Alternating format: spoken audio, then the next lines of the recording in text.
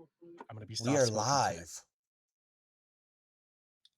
Good evening, Airsofters. It is Wednesday.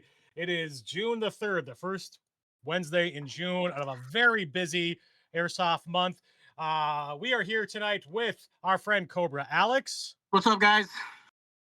David from Project Echo Airsoft. Howdy. And our very special guest returning for a second live stream in a row, Caleb or Tiki. How's it going, guys? How's everybody tonight? We hope you're doing well. We actually have a lot of things to talk about tonight, and we'll see how random and how much chaos ends up in the evening. I assume quite a bit, because that's what we do. Look at me. Tiki's here. It'll be random. It'll be crazy. I mean, things will be said, and all of it will be meant. That's really how we operate. Most of it will be true. And sometimes we'll regret it. I mean, regrets are a thing. Like the fact that we ate dinner very recently, and I had to rush back to get back to the stream. So if we have to take a constitutional, we apologize. We're of an age. Yeah. Okay. Okay. So what we're going to talk about tonight, we're going to give our 2 weeks notice like we always do. The games that are coming up in 2 weeks. As noted, there is a big game happening every weekend in June, and honestly, July is pretty packed as well. We're going to talk about AMS. AMS's Northern Front 6 is coming this weekend. Dave and I will be there. We'll talk about that. We're going to have a guest speaker who is Thomas, our buddy Thomas, who is the organizer of one of the games that's happening in 2 weekends, Operation Viking Raid. He'll be joining us. So if you have questions about that game, comments about that game, he's going to just kind of give us the overview of what makes that game is special. And again, answer some questions. Alex, we're going to make Alex talk about some of his projects because he loves to talk about projects. He loves to talk. No, I don't. If you guys don't know this, Alex is always the one we're trying to keep. We have to tell him to shut up We have to constantly. wrangle him, Yeah. or he's just blah, blah, blah, or blah, blah, blah all the time. Buck. That's true. So, and then we'll just see where we go from there. As always, if any of you have questions, comments, things you'd like us to talk about, your hot takes. Hot takes last week worked out real well. I don't know if it really worked out. They were a little too hot. Yeah, the hot was maybe a little bit too spicy. But so we're going to do that as well.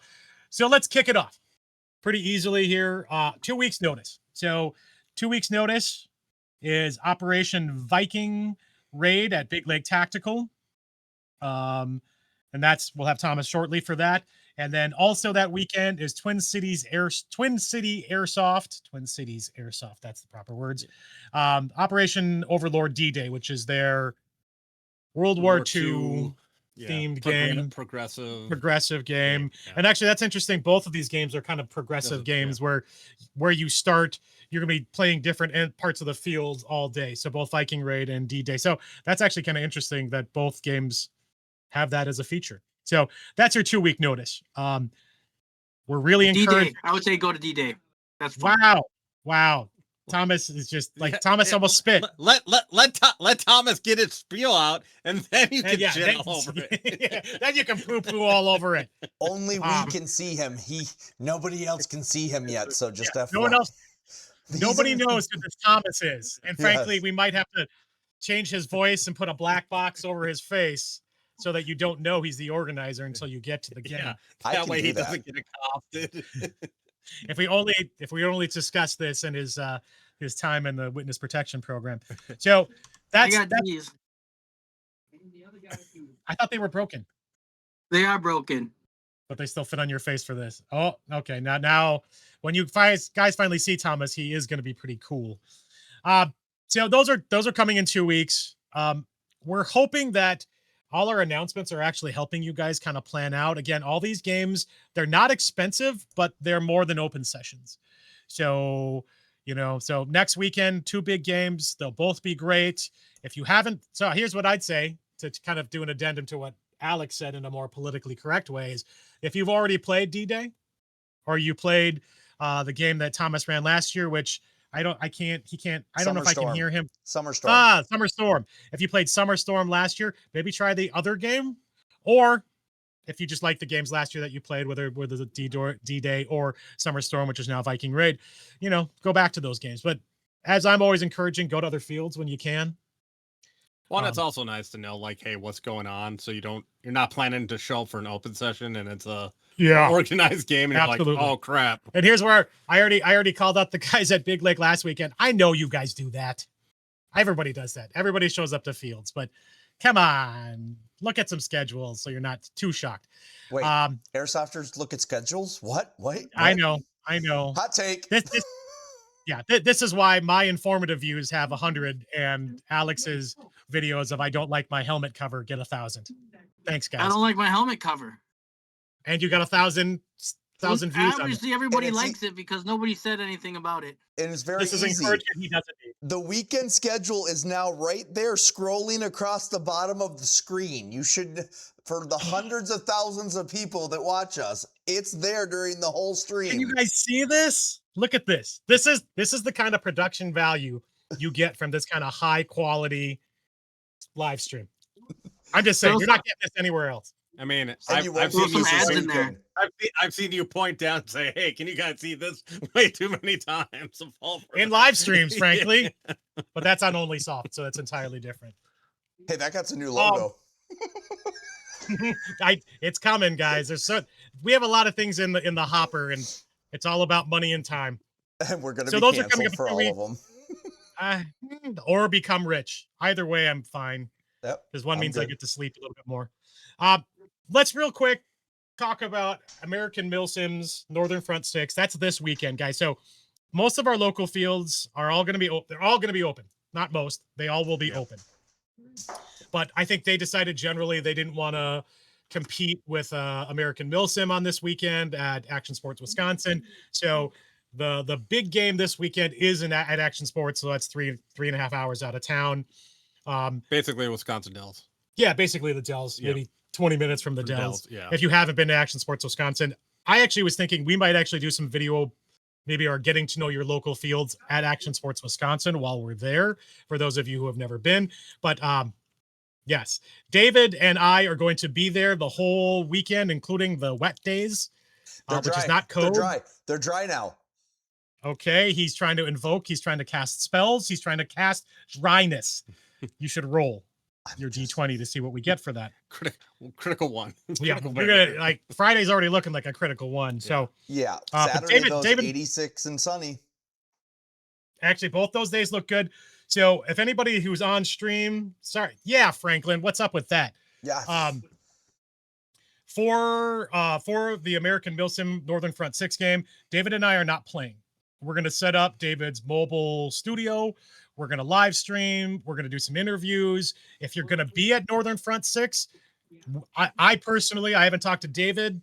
He might hate this idea, but that's where Brown and Ginger go.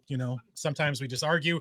I'd love to interview you Friday night, Saturday morning, and then Saturday night. We're not sure what our Sunday timing is right now, but I'd love to get your impression of how that American Milsim game is being run from when you start to probably end of day one.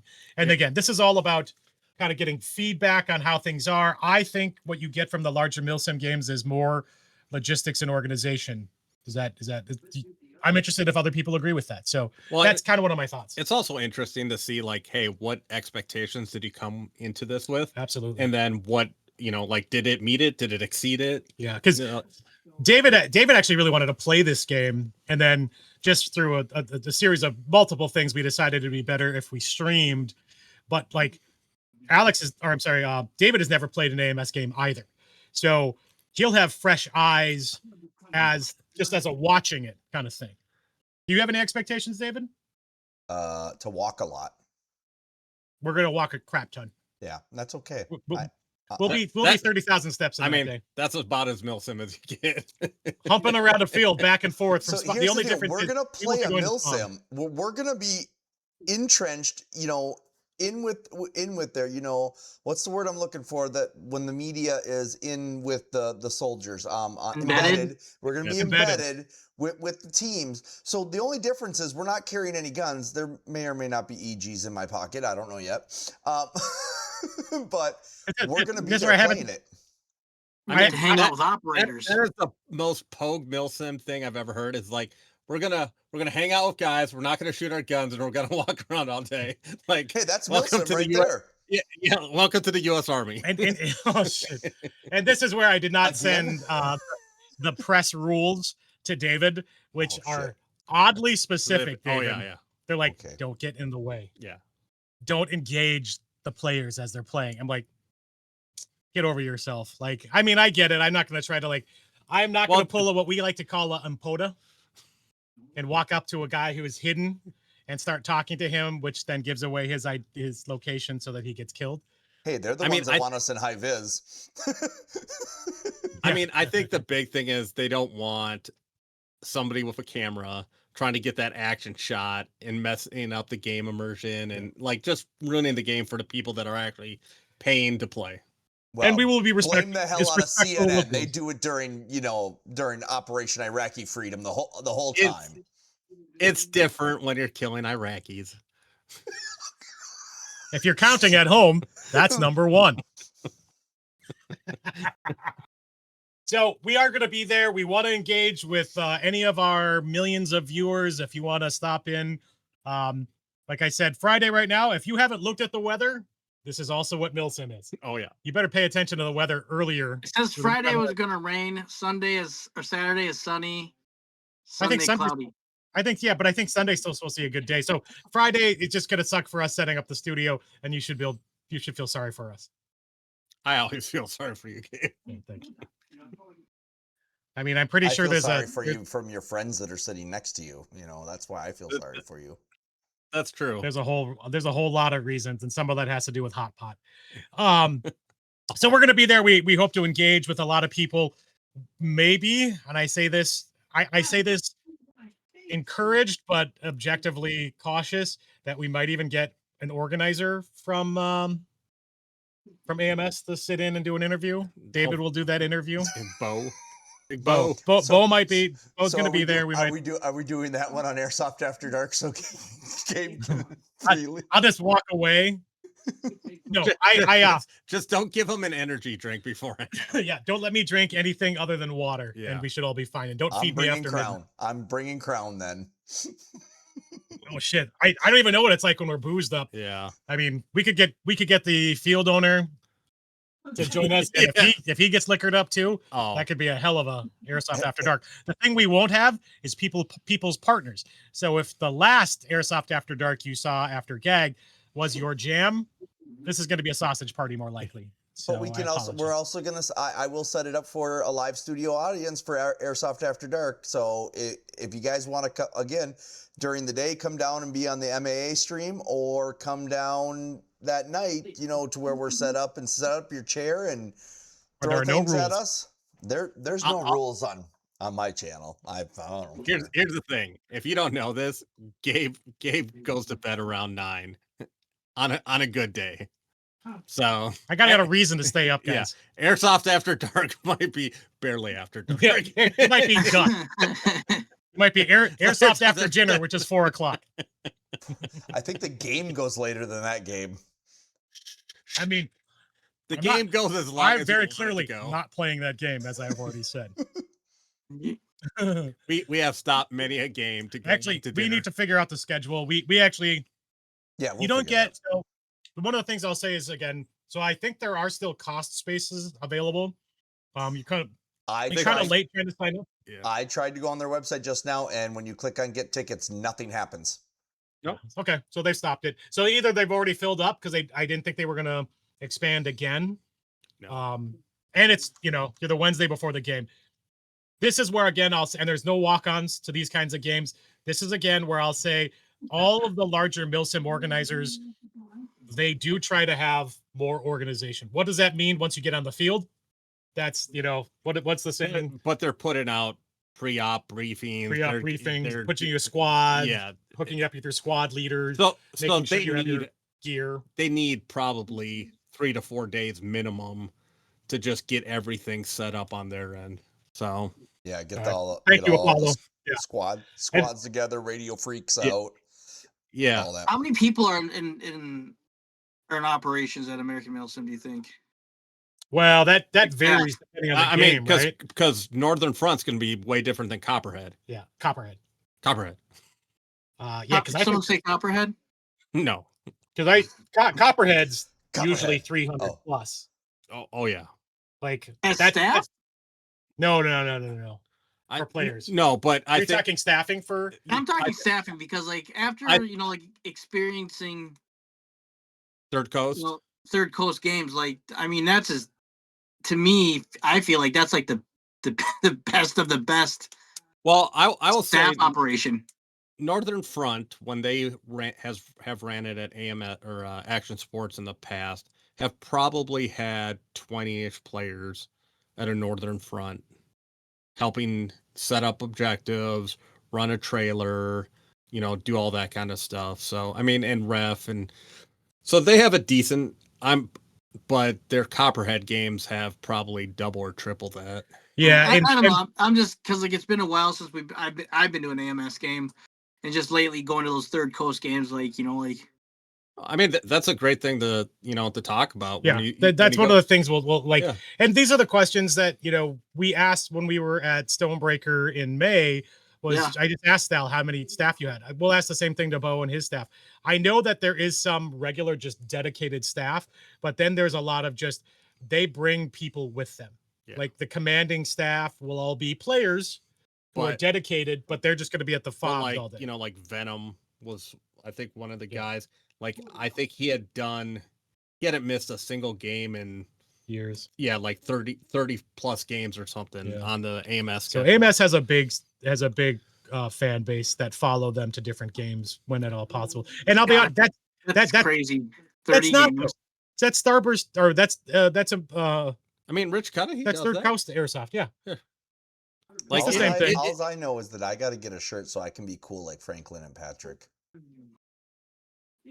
I'm looking to see, do they have special shirts? Yeah, they'll have American Male Sim, Northern Front, something.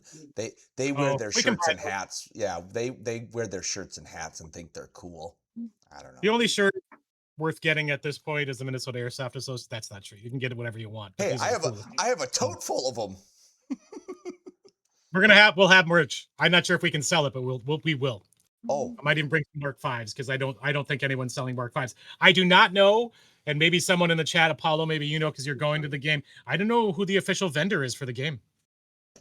Usually it's been Amped in the past. But Amp's not traveling anymore for that. So I don't know who the it might just be Action Sports. Let me read through and see if they. Reading's not my forte, but I might be able to figure it out. So the Saturday night game at AMS goes to 11 p.m. Yep. Somebody's wrote. Man, it's pretty late. I mean, 10:30 p.m. It might be too late for me. Well, that's why we'll stream after the, Go back to that hotel that's got the huge pool, Gabe. That's where you need to do the after dark. That's also where you get staph infections. Just so we will definitely be doing Airsoft after dark by like 7. I thought Amped had a agreement with AMS to run all their events, but maybe they might. Changed. Yeah. So I see nothing listed on anything stating anything about a store. Yeah, I last time we went to the AMS event at Action Sports, Amped was the preferred vendor. Yeah. And that was our first tag and purchases, right? Yes. Yeah. And that was early. We were babes. Yeah, we got rocked. Oh yeah, I forgot about that. That's where Caleb bought the first launcher. The first launcher and our first batch of tagging rounds. And after getting rocked from way further than I ever thought was possible in Airsoft. I don't remember that guy's name who rocked us. He can't hit us. Boom. Right in the chest. So, we'll do a mix, right? We'll like live streaming. Obviously, we're contained to David's studio. We'll take some videos. We'll try to upload some shorts. But the real point for us going, guys, is to really just to get some information for those of you who have never been to an event outside of our normal, just again, our 1 hour sphere, our 3 hour sphere. and we'll probably do the same kind of thing at a Mirror event, because Mirror's running Milsim, just to kind of give you guys an idea of Tennessee what in July. I mean, oh God, it's gonna be so hot in July. I mean, in Tennessee. I think Criminy. the whole goal is like there's a bigger world of airsoft out there. Yeah. And there's a bigger world of airsoft, and the fact that AMS still had spots available for one of the teams as of last weekend, that's kind of crazy to me. Yeah. Like at some point, these are the kinds of games, if all of you out there who are like, I want some Milsim, you know, like we have games that have Milsim aspects. Are they Milsim? You tell us. Yeah. Any of you who are going for the first time to this American Milsim game, go, oh yeah, it's the same. Like I'm good, you know, especially for those of you, and this is a good transition point as we're getting there, is I went to the AMS game this weekend, and I'm going to Viking Raid the next weekend, and I'm going to Nightshade the next weekend. How do those games differ from the Milsim? Like Milsim is such a broad term, everybody. Like some people, it's like, it's not Milsim unless I'm sleeping on the field and rucking for 48 hours straight. Yeah, if that is your version, I'm gonna call BS on that one.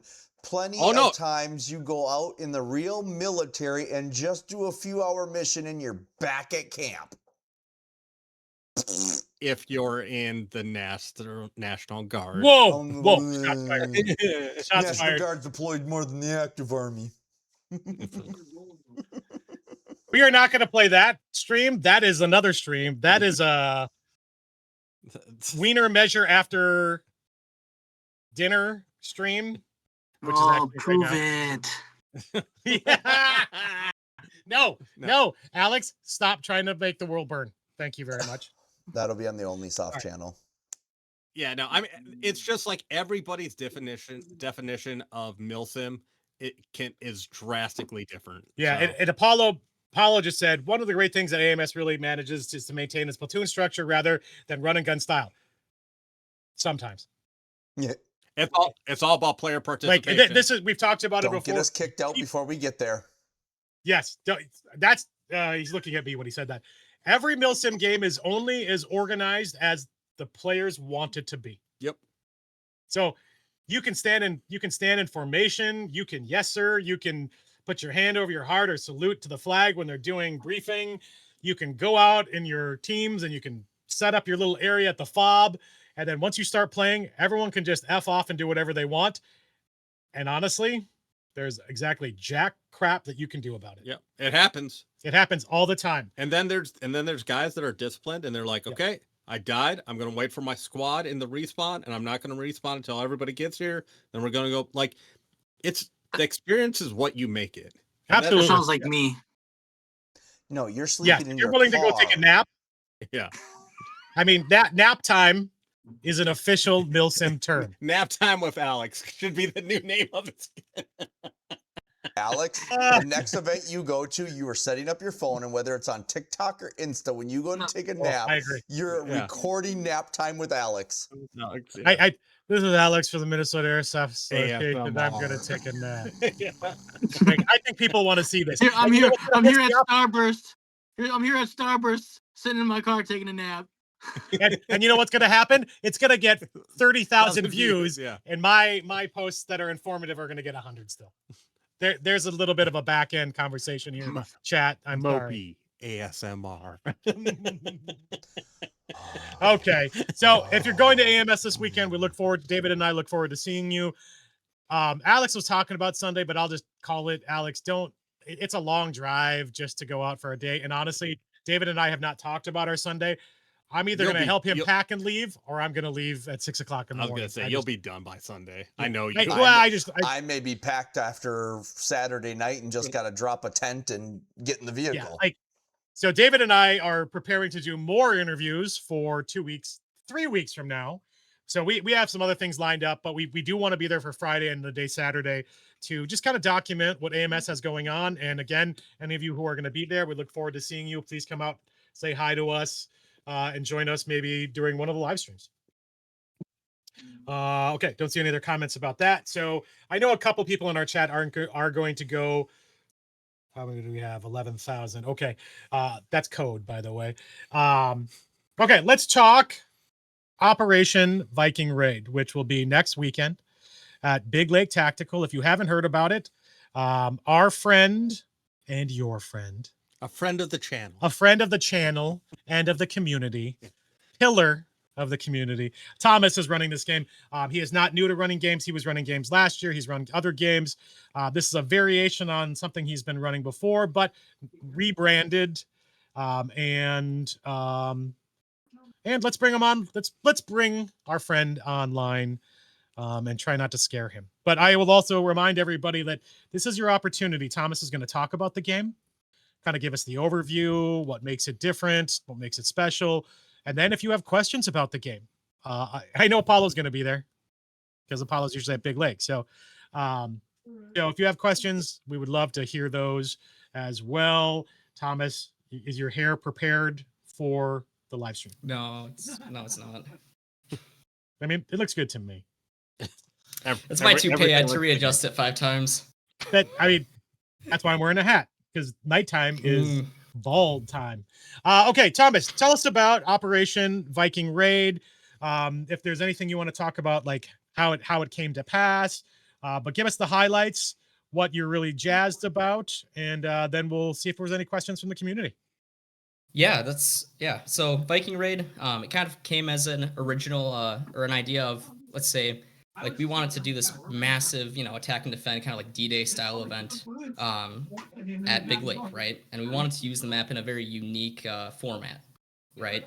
So if you have seen the post I post on Facebook, on the MAA Facebook, the Big Lake Tactical Facebook, the MAA Discord, you'll see this map that is kind of broken into 5 sectors. So this event is kind of a large rolling sector by sector, like attack and defend, right? I would say it's kind of similar to like if you played Battlefield and you played like the rush game mode, right? So you basically have a large pool of attackers, right? Just short summary, right? Large pool of attackers, right? They have, I usually try to keep a 3-to-1 ratio, right? So 1 defender to 3 attackers. And then a smaller pool of defenders, and they're basically defending a total of 5 sectors on the map against a large prevailing attacking team, right? So last year we had about 88 with terrible forecasting for weather. Yeah, exactly. So we had about 66 attackers, 22 defenders. It was an action-packed game, and the defenders basically each sector they're defending a series of what we call strong points or points of interest, right? Where there's a landmark on the map they have to defend, and the attackers are basically trying to take over these points. But also another mechanic we put into the game is the aspect of tickets, right? The defenders, right, as a total team, they have a certain amount of respawns per sector, right? In the previous year, we had it by using physical tickets. This year, I'm using kind of these clicker counters that are going to be at the respawn. So let's say every time the defender goes back to respawn, they have to basically, click the clicker, right, or the counter. So it's kind of a fixed number of respawns per sector. So the attackers have to either, right, one, take over the points of interest, right, per sector, or the other case, which is they have to drain the defenders of all their tickets, right, per sector. So this event, the way we laid out the map, we had a lot of debates, discussions, me and my co-organizer as well, Dylan. If you know him, you know him. If you don't, you might meet him at Big Lake one of these days, right? But basically, we laid out the map because we've played this, at Big Lake for however many years, right? Over and over again. So we knew basically all the angles, all the peaks, wherever on the map because we just have that much years of experience. So we laid out this event in a certain way that say, hey, this we're going to create these funnels, right, in the map where the defenders, they can hold it for a long period of time, but also it's going to be a grueling fight, and it's not going to be one where it's like you can just, some events I've seen where people will go around the entire map and do like a 3-hour hike, right, to get an objective. No, this is intense fighting. We've have certain kind of funnels or centralized points of within the map. You'll see the layout as well, where we basically are like, okay, this is going to be intense, right? Some of the points we've seen was between sector 1 and 2, like that kind of massive cliff face off Death Valley, where a lot of the defenders are probably going to be sitting at the top of Death Valley, and it's going to be kind of like a charge up the hill, right, to go and attack the positions. There's another sector from sector 2 and 3 on the map where on Big Lake, right, there's these two landmarks. There's Trailer Park, and then there's the Small Pines where the attackers have to go and cross basically no man's land to attack Small Pines, which is kind of like a large World War I charge, if you think about it. So it's there's a lot of these unique perspectives of the map, right? We're using the map in ways that have never been done, at least at Big Lake, right? At Big Lake Tactical. And we've also sectioned off certain parts of the map to kind of create this large kind of complex path that the attackers have to go and take all these sectors. So it's not something where the defenders, right, there's a 1-to-3 ratio. It's not like the defenders are completely going to get swamped easily, right? They have some favor in their pocket, right, in terms of what's it called? Like they just have, certain angles or certain strong points they can hold, advantage. Right? Yeah, exactly. So there's a lot of kind of unique ways we've played this map out, right? With some of the sectioning out, you get rid of certain angles. So it also is kind of an aspect of, oh, I usually have to look for this one angle, but now I don't because nobody can actually go over here, right? And you actually will have boundaries pretty clearly set as well. And I know that you're going to have at least one roguishly handsome referee who is tanned. I'm not going to be and there. Buff. I'm going to be there. Yeah. Yes, don't worry, Gabe. I will be. I'm going to have two very handsome referees. Who will be watching, very tan and one very ginger. Yep, exactly. That's perfect. That's a song, I think. Also, I think they'll be clip farming too. So this is mission driven in the sense that there is a centralized goal each time. And it's like you said, two goals: either wear the defenders down by killing them, or by getting that objective point. But that is the goal of that game. Is to shift around the field, defenders defend, attackers either collect the objective or kill the defenders. Once that is achieved, then they move on. Then you move on to the next zone. section, right? Yeah. The next zone. Yep, exactly. Yeah, so I would say, yeah, exactly. It's basically the case if you played some of those, games like Battlefield or Rising Storm or other things like that, right? Or I think one other one was Hell Let Loose 2 has something like that too. But they all have a similar mode to this, so it's something that people are used to playing, right? When they play video games or other stuff like that. So you have your chance to go and play this out in an actual Airsoft game, which is also a nice experience too for a lot of those players. So Thomas, would you consider this like Milsim Light, or what kind of category would you put it in? Oh, it would be like Milsim Light. There you go. Extra light. Extra light, yeah. Milsim with no fat. Yeah, exactly. None of the extra crap. Yeah. Milsim lean. Not the rep. The other thing that makes this game unique, and it has been done a couple times, but I think you started it, is if you are familiar with Big Lake, the center of the field has a section called Pines. Pines is out of play all day. It is what you're circling, and you can kind of dive in and out of like the edges of it, but Pines is not in play, and it doesn't need to be, right? That's one of the points. Yep, exactly. And then, yeah, I think Vulture also asked that question.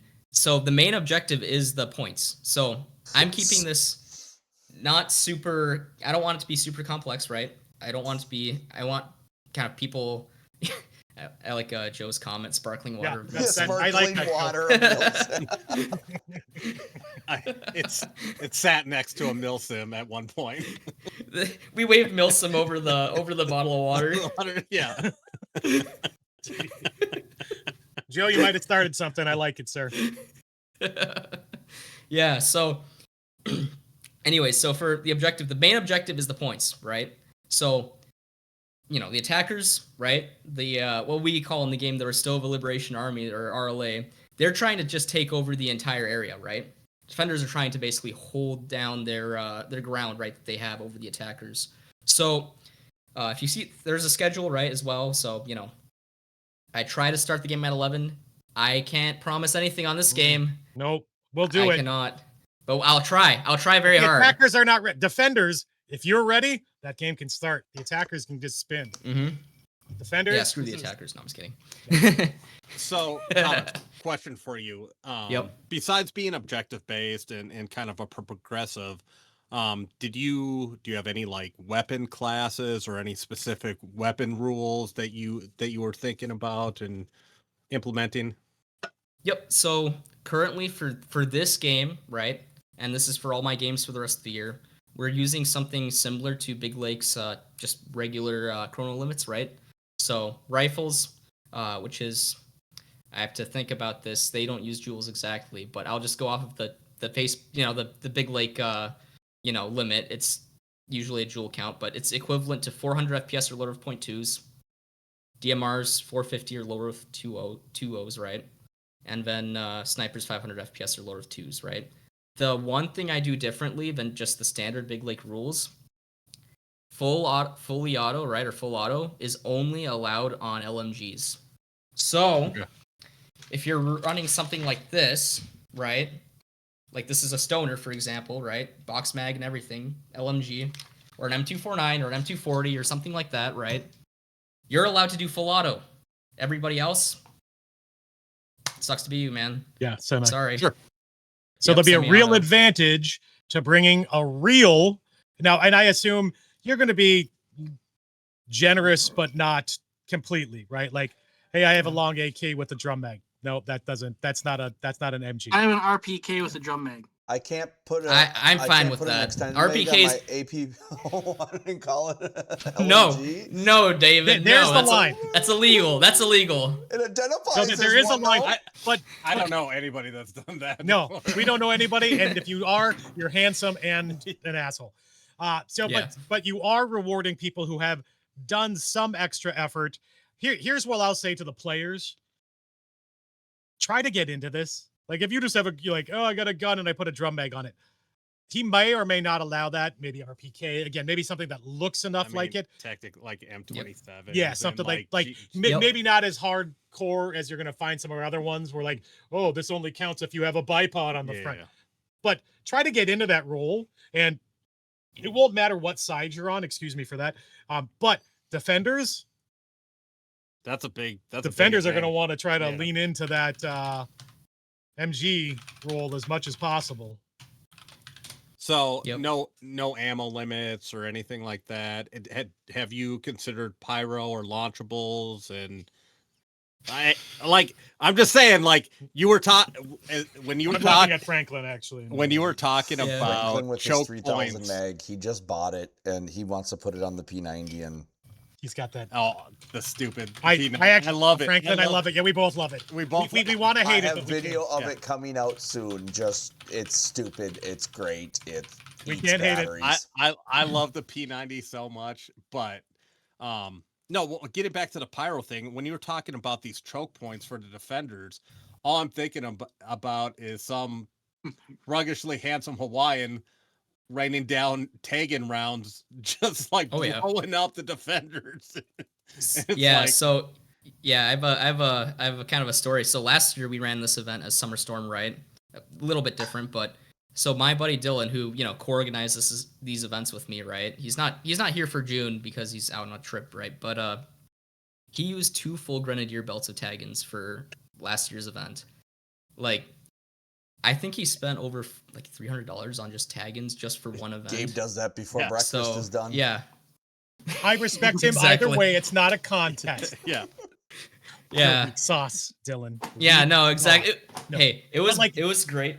Yeah, when what was it? We had all the player refs and refs on one channel, and one of our player refs, Nick, who was at our field at the time, or at the field at the time, he was running, a squad of attackers, and Dylan, last sector, he's just mortaring taggins at this point. He's just, getting them out as much as possible, and he just spawn kills the whole squad, including, my buddy Nick, and I just hear over the radio, "Nice GL, asshole." I mean, it's one of those things that, like, if a game organizer doesn't take into account on some level can just totally destroy the whole game. Well, here's what I'll say. Not only the game organizer, because you've just said it here on this, and you've said it in your other posts. These are allowed. Yeah. So here you are, attackers and defenders. If you don't have a way to counter someone else's anti-armor. Now, are there vehicles also being in play with this? I know Big Lake Tactical has 4 technicals usually. Are those going to be in play for your event? All 4 of them are supposed to be in play. So they're all running. They're all running. Yeah. Yeah. All They're all 4 running up vehicles last should be weekend, in so- play. Yeah, I've heard from Travis they're all in play. The only case they're not going to be in play is like, let's say day of something breaks down, right? Sure. Yeah, Absolutely. but, yeah. 'Cause you can't guarantee anything in Airsoft. Oh yeah, exactly. So Except that it's going to rain. but Shut up. That's terrible. hey, I don't want to looked rep the in the weather. rain. It's supposed to be 80 and sunny that day. Okay, you can get some sunburn, David. No, And if it's not, no. that will be The Thomas's lights in the disposition. studio give me sunburn. So again, hearing this, and I realize we have a limited community on now line, but if you're planning to go to Operation Viking Raid, tell your team to bring anti-tank. Tell your team to have a way to counter.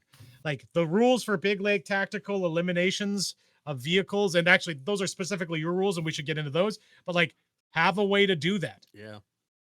Know what the rules are, guys, so you can effectively counter some of these things, or one team or the other is going to get steamrolled at certain points, right? Like this is where bigger operations, it's not just show up and shoot. Sure, you can play it that way, but that's also how you're going to get. I mean, I just imagine everybody running up that hill and then just dudes rolling EGs. If I was playing, I would be a defender and I'd just be like, ploop, you ploop, get one, ploop, you ploop. get one. You get one. Hey Thomas, I was Like looking at the Oprah with gameplay EGs. at the map. I was looking at the map. So is it one continuous game, or is it like timed out per section? It is one. So kind of, right? Kind of. So one continuous game, right? For at least the first 2 sectors and the last 3 sectors, right? So once sector 1 falls, the defenders have like 5. I'm gonna say 5 to 10 minutes, right? Depending on how everything's going, right? I usually expect 5 to just set up their defenses or set up their positions and everything for the next sector, right? So it's not something like, oh, we're going to go and, steamroll sector 1. All right, we're going to go take a break in staging for an hour, right? I'm not doing that. So if you're going to be at the game, right, expect to be on the field for at least half the game, right? After sector 2 is taken over, right, which is the trailer park in Big Lake, another landmark in Big Lake, right? That's lunch break, right? After that, everybody can go to lunch, whatever. I think it's hour and a half, or hour and 15. It's hour 15 for. And you're doing that time, not right? based on time, but on objective being completed. Objective or time. Okay. So, yes, whatever one comes first. Okay.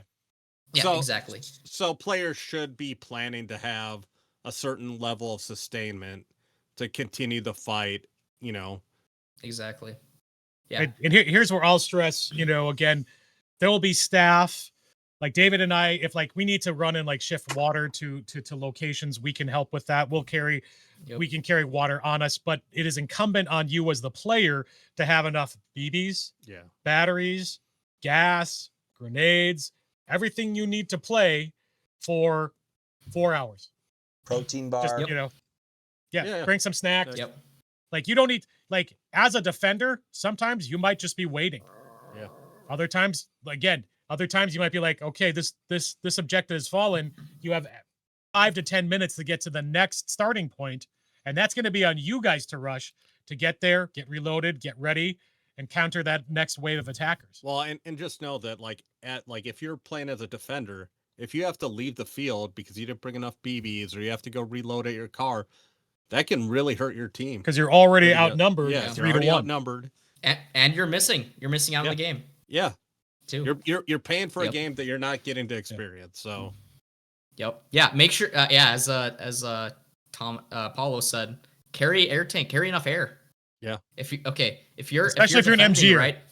Yeah. You if you're an MG tanks. like me, I probably need to double up on my tanks, but yeah, exactly. So if you're running an MG or if you're on defense, right, you're fighting against a large force, right? It was last year 22 to 66.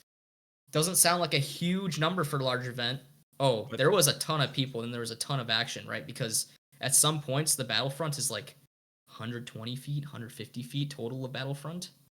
So it gets narrow at some points too, which is insane. It gets really compact. And again, too. for those of you who are looking for something different, this is your first. This is, if you haven't done something like this, this is your first dabble in. I need to be able to stay on the field, and that is really one of the probably more important stepping stones for moving up in that milsim world. What do you have on your person? What do you carry on a fob bag? I have been guilty of like some people will bring a fob wagon, which sounds great until you have to move it in a hurry. And then you just got too much crap on you, right? So like, every player will be different. A fob trailer. Full fob trailer. Can we just pull our trailer to the fob? Yeah, just tow your trailer, David, across the field. And you have medic rules, correct? Yes, that's correct. So it's a little different than most fields, right? Some events they do buddy aid. Some fields, like smaller games or smaller fields, they do like a medic system, right? I have both. So one thing, right? So medics, total amount of times you can be revived right before you respawn, 3 times total, right? So you have what's called one buddy aid, which, if you've ever been to like Mer Tactical, Milsim West and all that, right? They have the tourniquets, right? We run the same thing as they do. So you can run a Mer Tactical tourniquet, a what's it called? The Milsim West tourniquet. I think Clover, like some other companies have them as well. Yeah. You can run a real one. If you're putting a real one on, don't tighten it. Right? Or do. We're not organizers. We can encourage. I'm the organizer. You're not. Oh. Yeah, right. But yeah. Listen to Thomas. Don't listen to us. Yeah. Don't tighten it. Don't tighten it unless you want, the person who's you're tightening it on to be really angry. And then, ace bandages, the disposable tourniquets and all that. Heck, you can do it right. Just something that, looks the part, goes around your arm and is secure, right? At this point, right? I'm not going to be super strict on it or super, crazy about it, right? If you have, a tourniquet of some sort, right? I already defined it a little bit earlier. You can use that, right? You have what's called one buddy aid, right? This can be administered by anybody. So this can be, right? You can't buddy aid yourself, right? Somebody has to come to you, take your tourniquet, or let's say they have a tourniquet, right? They put it on your arm, has to be snug around your arm. That's your buddy aid, right? And you're back up in the game. The other system we have is neck, right? Around the arm. Yeah, no neck. No neck. Okay. Yeah. That's extra. I'm scared when David plays, that's all I have to say. But anyways. Yeah, around the arm, you can even do around the leg, right? Just no neck around your limbs. Anyways. So that's your buddy aid. That's that one time per respawn, right? And then let's say you respawn, pull off your tourniquet, put it back where you want it, right? Whatever. You have the medic system too. So medics, this is nice because buddy aid, it's not going to destroy the entire game for you if you don't have your tourniquet, right? I want to be fairly inclusive to these players, right? Whether it's I want these events to be, fun for players at a high level, but also, people who are just starting out or wanting to play more objective-based games, right? Medic, right? Or what's, Medicaid, I guess, or whatever, right? We have assigned medics for these games, right?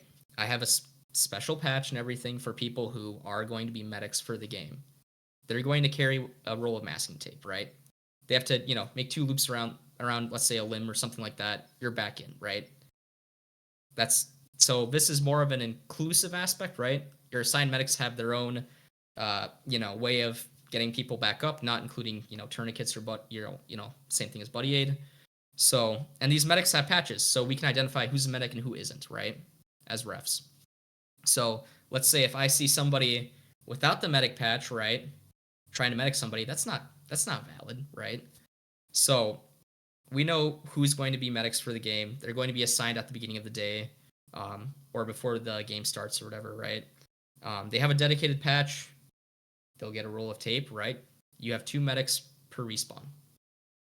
So technically you have up to 3 potential lives, but if you are not in a position where a medic could get to you for your second, let's say, like you get buddy aid once, you get shot a second time, you yell for medic, you can wait for medic. Is there a bleed out? That's a secondary question. But if a medic doesn't come to you, You just got to go back and respawn. Yeah, there's no bleed out for this event. Okay. So you can wait as long as you want, or you can leave right away because like someone does happen to do a flanking maneuver, even at the limited space that they have to go. If they happen to do that and go, oh yeah, medic's never going to come to me. Yep. Or maybe they're too far forward. They can just go ahead and I'm assuming that the attackers have unlimited respawns. Yep. Okay. Exactly. Yeah. So as a ticket system on for the defenders, they actually have a limited amount that they can click off. Yeah. Yeah. And so as soon as they're done clicking, it's over. Like for the sector, the sector one is closed. Well, they just can't respawn. So I would argue if you're out of respawns, they can just keep fighting until they die completely or the objective is pulled, correct? Yeah. No, it's just after respawns, right? So if they hit 0 respawns, the game is phase is over. Because at that point it's semantics. It's just a matter of time until they're taken over to the sector. Yeah, I'd make them earn every inch. Yeah. That's exactly. I get it. I've done it. It keeps the game flowing if you just end it at that point. Yep. So as attacker or as defenders, if you get to your last 10, you might want to play a lot more conservatively than if. And this is always interesting to watch people defend, because some guys go out and like, I'm gonna go all the way to the front line, and I'm like, they get shot on. They'll take half your tickets. Yeah. One dude being an idiot will take half your tickets. Exactly. Yeah. And don't let Alistair play. Don't let David play, man. Travis. Hey, he's new. He doesn't understand the nuances of Airsoft yet. Travis is commanding the attackers, correct? And you were commanding the defenders. Is that right, or I have that reversed? Yeah, that's correct. It's me versus Travis. So. Well, this is really it's a big grudge match. Who do you like better, guys?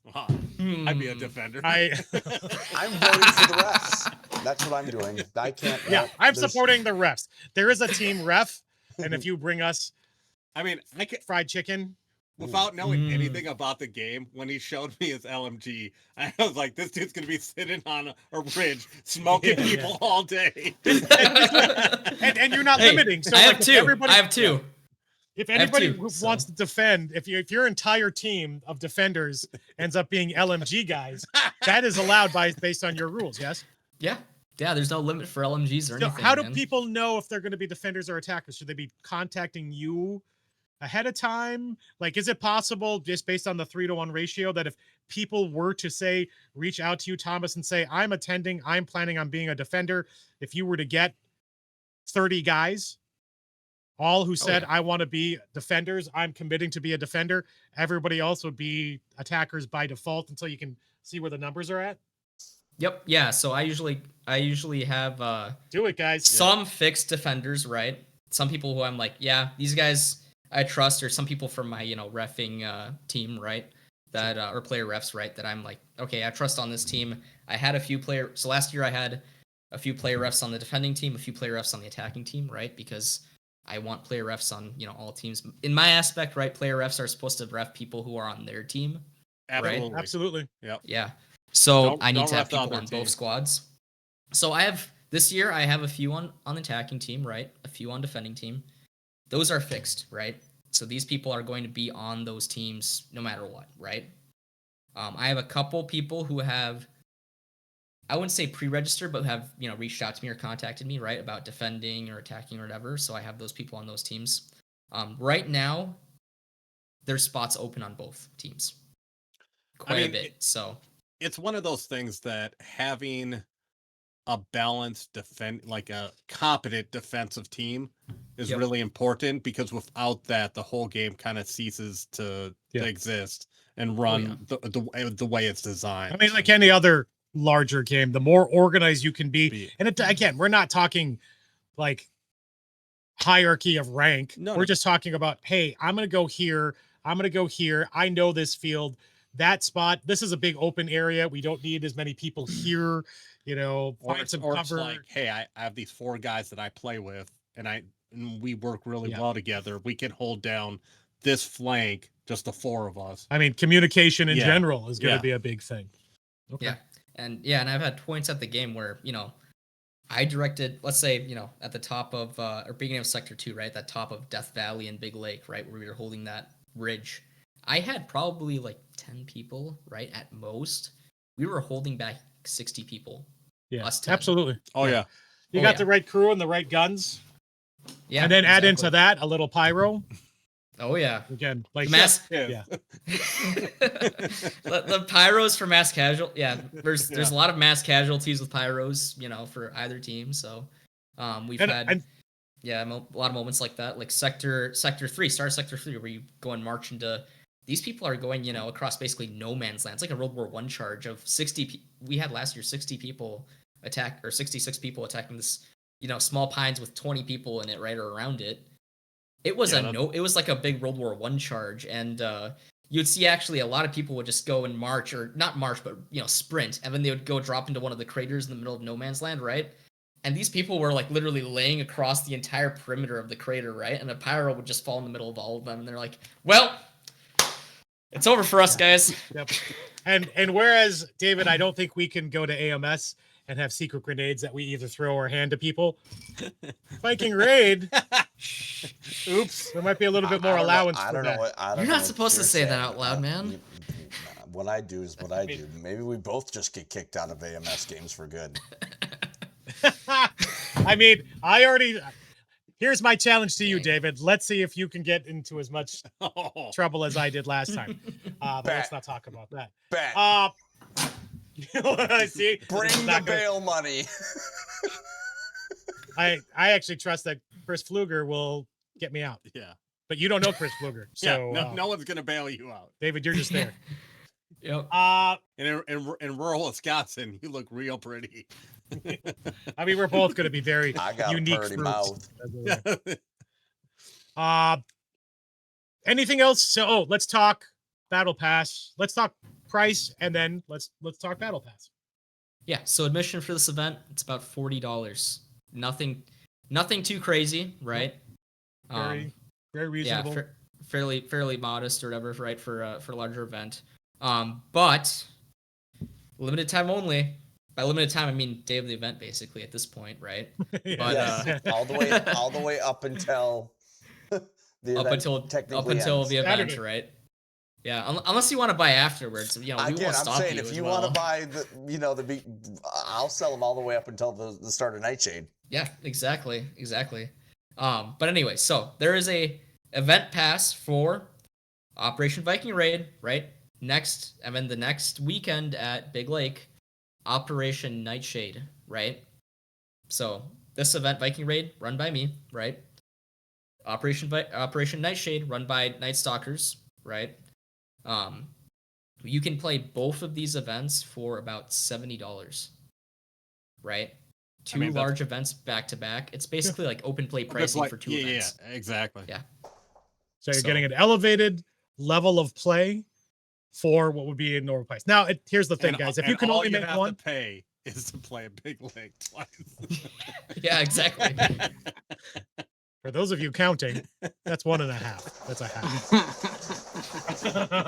No, but like the big point, guys, is they knew when they were organizing this that was 2 weekends in a row. We've talked about it a lot. Like some people can't afford every weekend, but these are 2 big games back to back. They're trying to do what they can to make this more achievable, accessible to all of you, not only in their rule base, but also in the cost of the event. I mean, if you think about it, like AMS is $170 for a weekend. So you're getting 2 events for $70. Like, it is very affordable.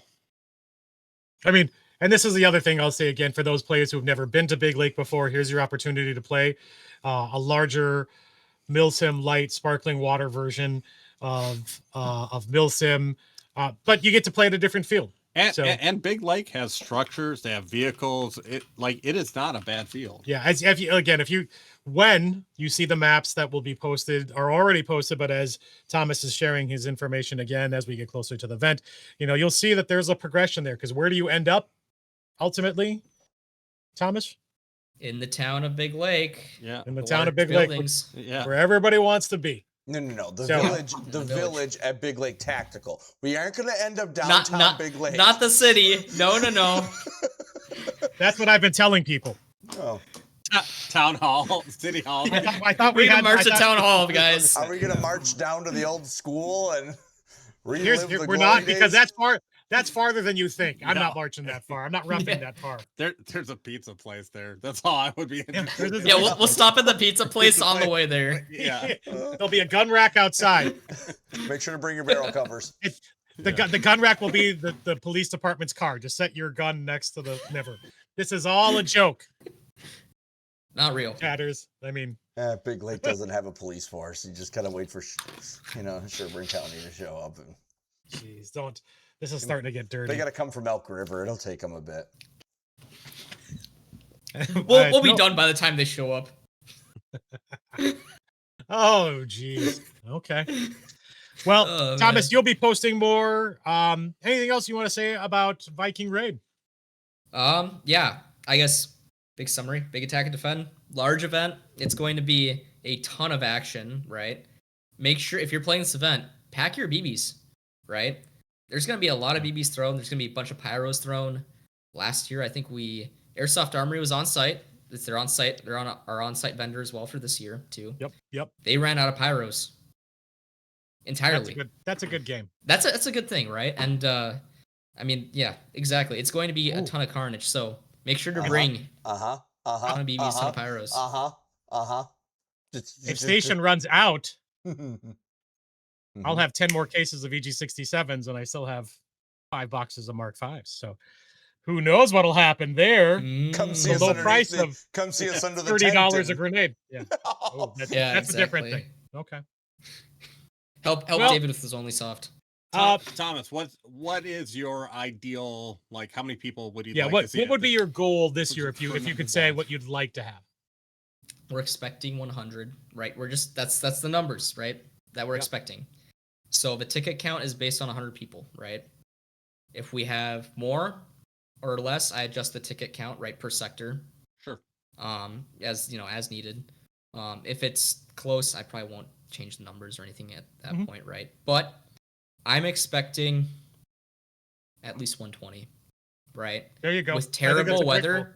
Yeah, with this year's actually been pretty strong. So last event I ran up Fallout in April, we had the weather was vile. It was absolutely vile outside. I stepped outside of my house and I looked outside and I was like, man, if I wasn't running this event, I wouldn't even go Mhm. at all, right? Even me, who is, I'm kind of a diehard player at this point, right? I go out when it's like, snowed in or vile outside. And how heavy right? are the plates that you wear normally?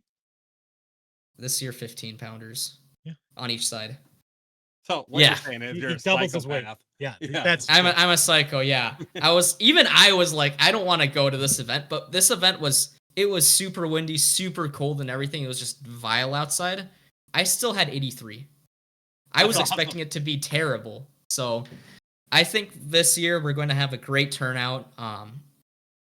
And yeah, exactly as Joe said, he needs more grenades. You know who to talk to. That's all. You know who to talk to for more grenades, right?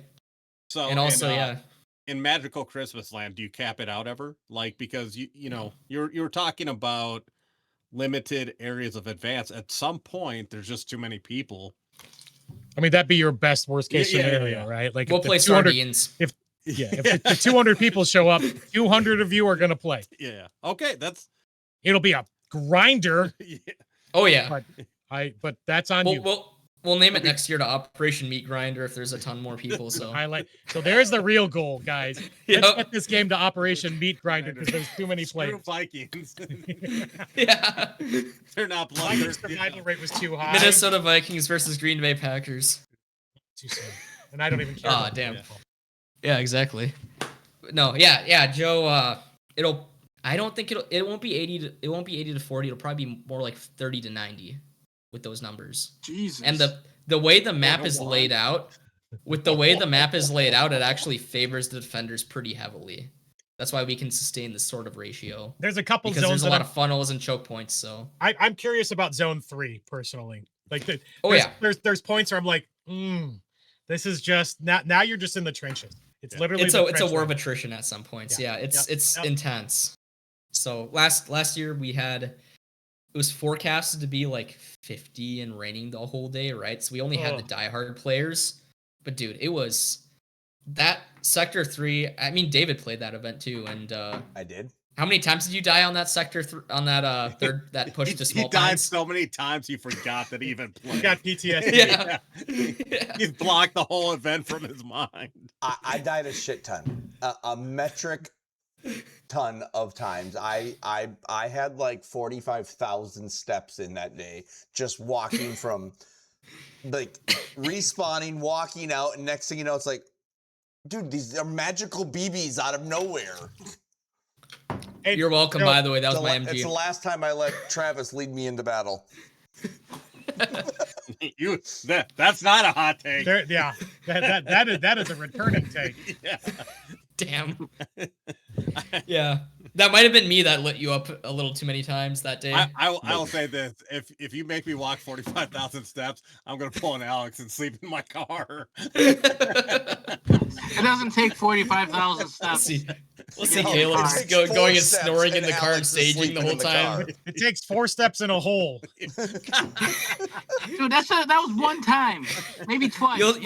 You'll see him snoring in a foxhole with grenades flying in. No, Hey, he goes still snoring afterwards. You can just wait for the clicker to go. Yeah. He's just sitting back in spawn and waiting for the clicker to go. They had the barbecue guy there too, so I mean, what the hell? I mean, now you're conflating games, but that's still all right. Do we know everyone's got to bring their own food? No food trucks or anything? I'm not aware of Big Lake ever bringing in food vendors.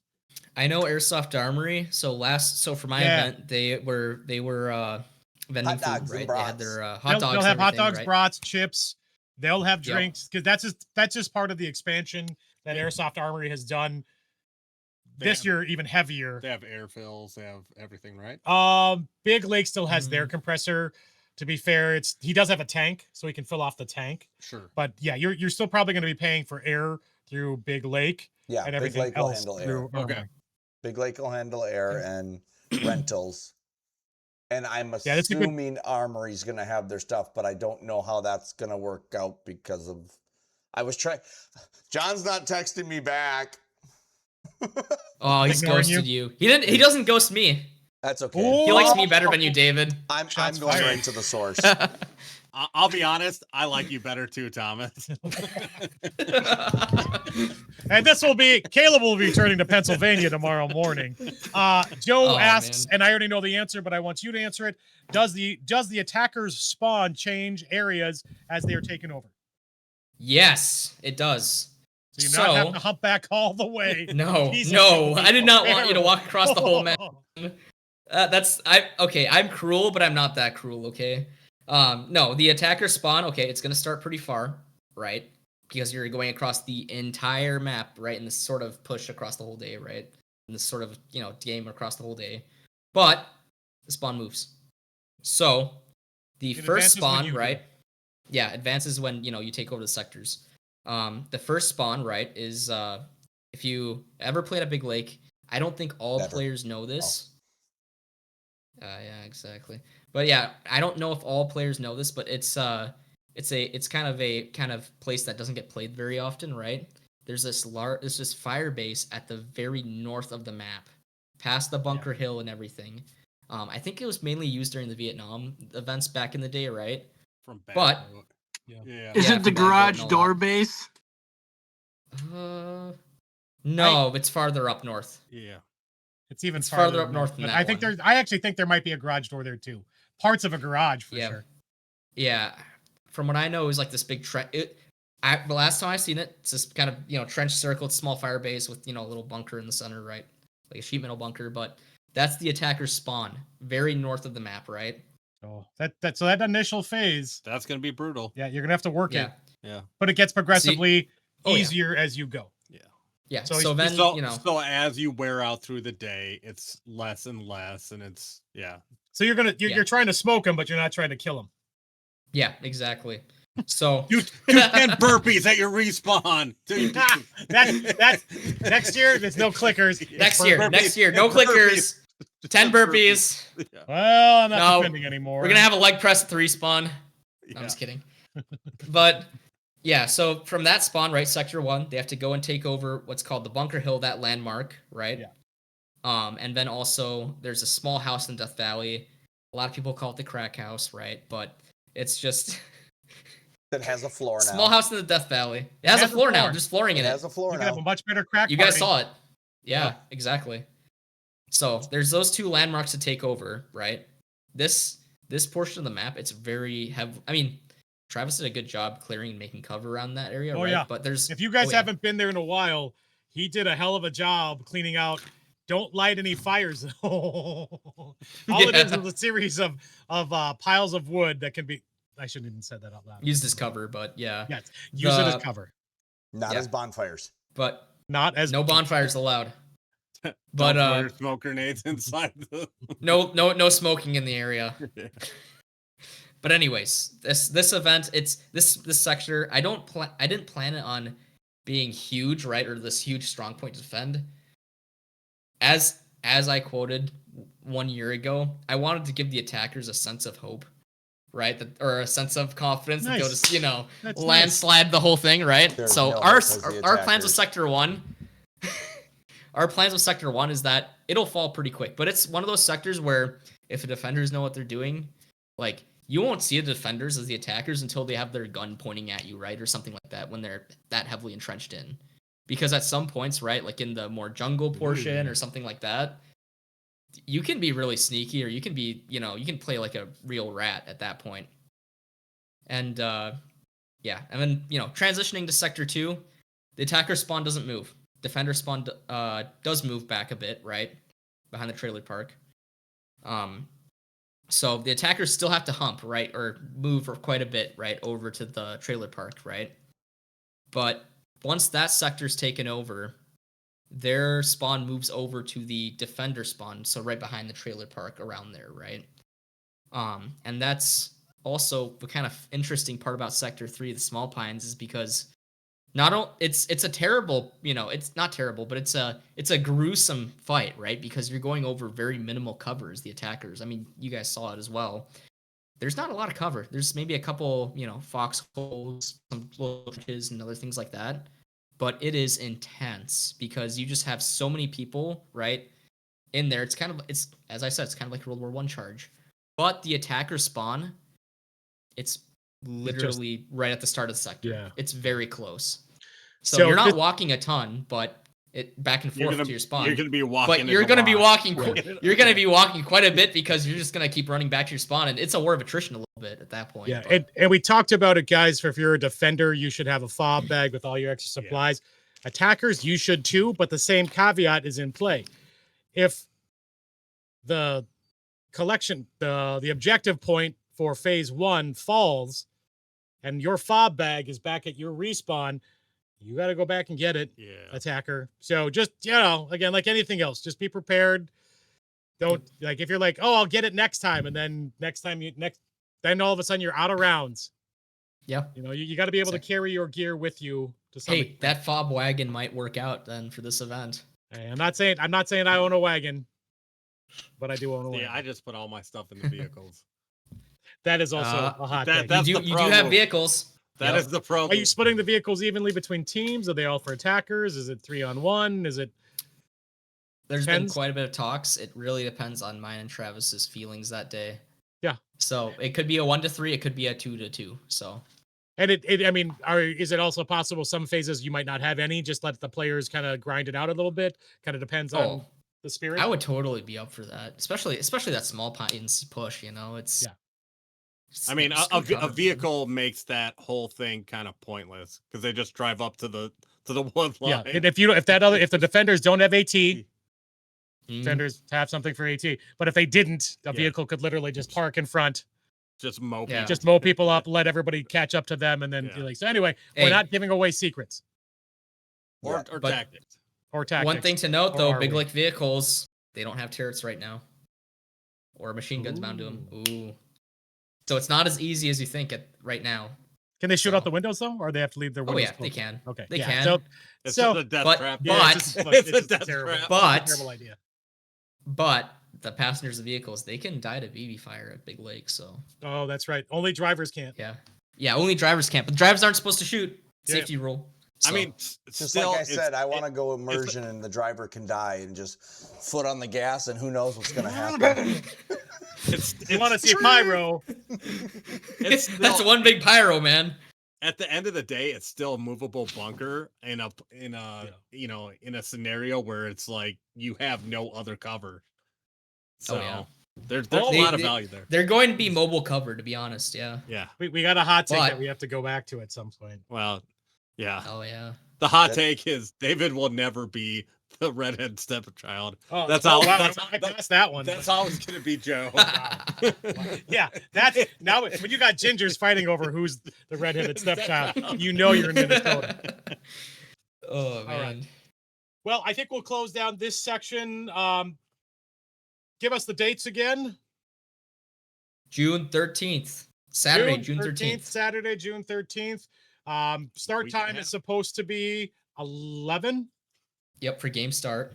for game start. Be there early. Get We'll see your if that crap happens. done. Again, I'm not I making actually any have, promises I have a today. megaphone I'm bringing. Not that I need it, but we will support you, Thomas. Anything else you want to say? One last thing before we close out. Yeah. I can't promise 11 o'clock. We did hit 11:03 last time. Stop being a back. soft Yeah. bitch.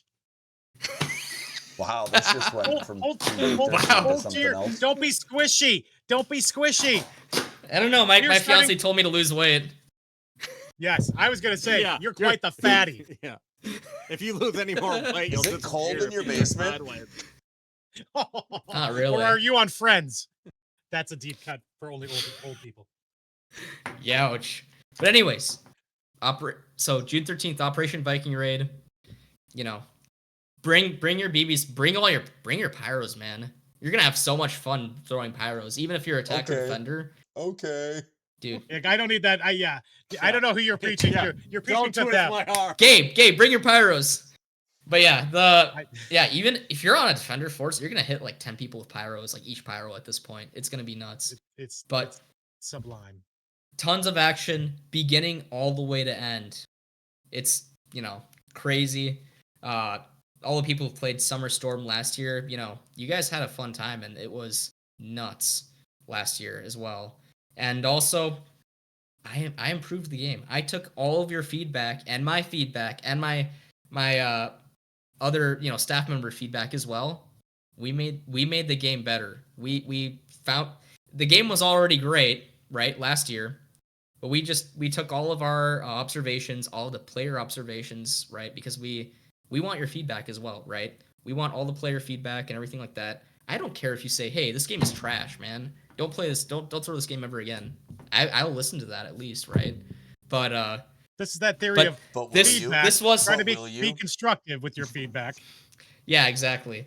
I take any form of feedback, whether it's very blunt or very nice, I don't know, or very sugar coated, but I prefer blunt. But this event, it was a grand slam last year. I took all of your guys' notes down.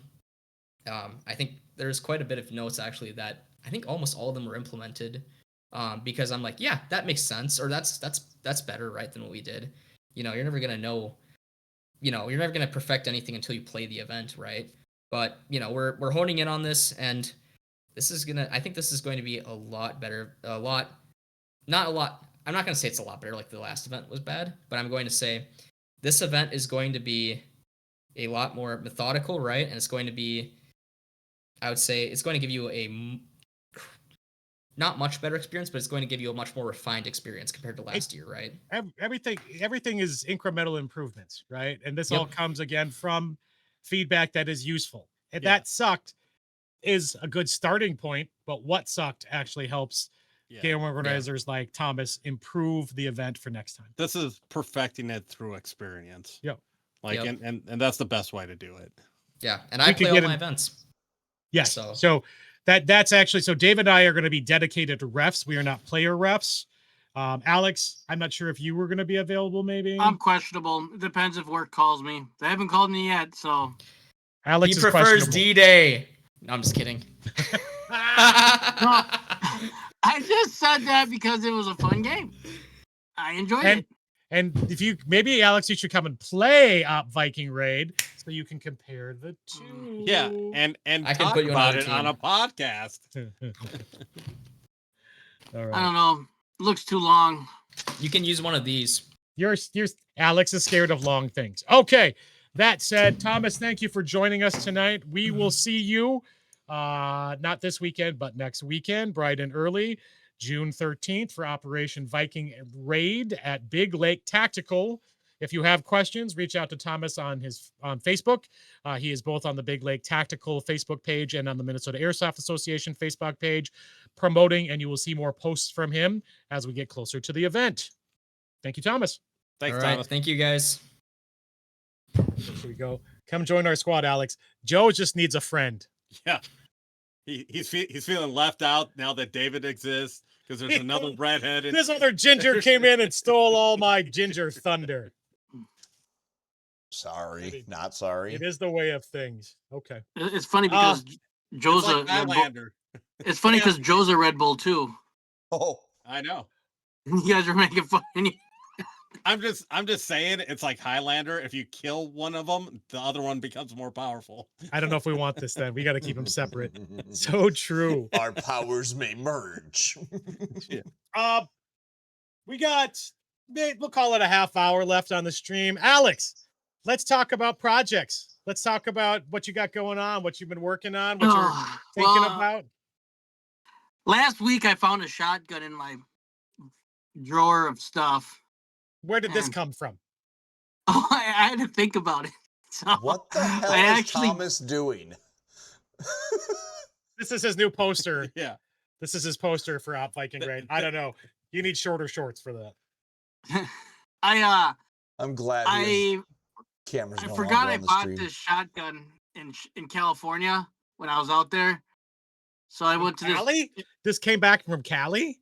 Yeah, I went into an airsoft store and he had a freaking like a boneyard thing, and I was like, oh, this is a Jag shotgun. He's like, I don't know, $20. So, okay, so I bought it and I literally just disassembled it and just threw it in my carry and put it in a check-in. No issues. I mean, now we know we're much more comfortable flying anyway, but this was before I did yeah, no, I know. So, and I actually just, like it was $20, like what, but anyways, it was a full size shotgun. Here, so it was pretty much this length. You guys can get the whole thing. Just like an 870 clone? Yeah, 870 clone. Okay. And I pretty much chopped it all down to this. So a little breacher. Yeah, so it's pretty much the same size as this breacher. Oh yeah, it's very similar then. They're roughly the same size. But I took it apart, God, I don't know, 10 times maybe, because I didn't like the way it was shooting, and I don't think know. you should bring that to Viking Raid and play as a defender with that. No, I wouldn't play with it. I'd play with a different shotgun. Thomas is being retarded, and I love it. But yeah, that was my project for the weekend. No LMGs like that guy. The spirit just occurred to you to chop up a shotgun. He's like, Yes. I have a breacher. Let me make another one. What is No, Thomas? actually, the goal was. Well, hell, actually, let me get back. Show you. Get back to it. Remember, no one else can see Thomas. For those that don't know, we can still see Thomas on our screen, and he is making, and he's laughing about it because he's drunk on power. He's making a pile of MGs. Also, I'm pretty sure he was drinking scotch that time. It definitely looks like that's coming. Okay, Alex, I'm sorry. Keep going, Alex. Anyways, with these shotguns, this shotgun, I actually had to make every single part. I cut off the the barrel. I had to cut the barrels, the charging handles, and this foregrip I had to make. And then I had to make a whole bracket for this stuff. So, and then I had to modify the for some weird reason, Tokyo Marui stuff are a hair different than the Jag stuff. Like just a little bit, just enough where it won't work, but just enough where you have to like barely modify it to work. How does it shoot? Are you happy with it? Have you done a side by side comparison with the breach? And like I think it doesn't like it likes like 3.0 BBs for some weird reason. Because 2 5s are shooting at the moon. Like hopping Oh up, yeah, or? they're just shooting straight up. And these are all like, like set up, the hop up's already in place. There's no adjustment. Yeah, there's no adjustable hop up on those. Yeah. So yeah, it just likes 3.0s, and 3.0s seem to fly pretty good on them. So, but yeah, I had that for my project, and then I had my, if everybody saw my helmet thing, where I bought this. I can't even say the word, like Midtazin. Yeah, the Israeli Yeah, cap. Israeli. Yes. Someone said that in the comments. Yeah. It's an Israeli chef hat. I don't know. Chef hat. So it is. I'm not going to say anything about this. It is kind of a cool concept, like to break out, to break the, the form of your head. But I don't know. How often do you wear a helmet on the field? Recently, actually, a lot more than I want to. Yeah, I'm still not there, but he did. Yeah, he was wearing it. It's a bad day if I'm wearing a helmet. I hate helmets. We said it. Like me and Gabe talked about it. Like when we're playing these big games, a helmet is probably a core piece of equipment. Yeah, like Hearing Pro, 100% required now. Oh yeah, with pyro. Helmet with mortars and taggins flying around. I already got one-headed. I've already got 2 TBIs. What's a third?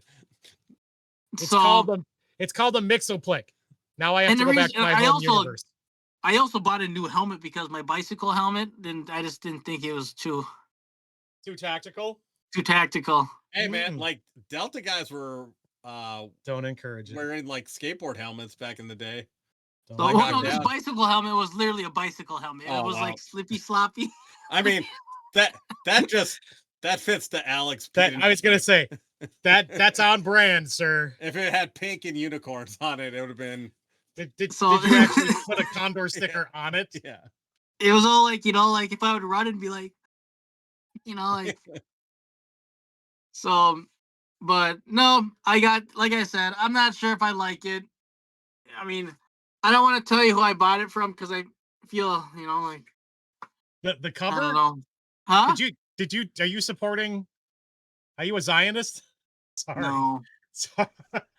This is not that kind of stream. Who did you buy it from? Yeah. What did you? Now we want to know. I got it from Stingray. Whoa. Sorry, Gabe. Way to support the enemy.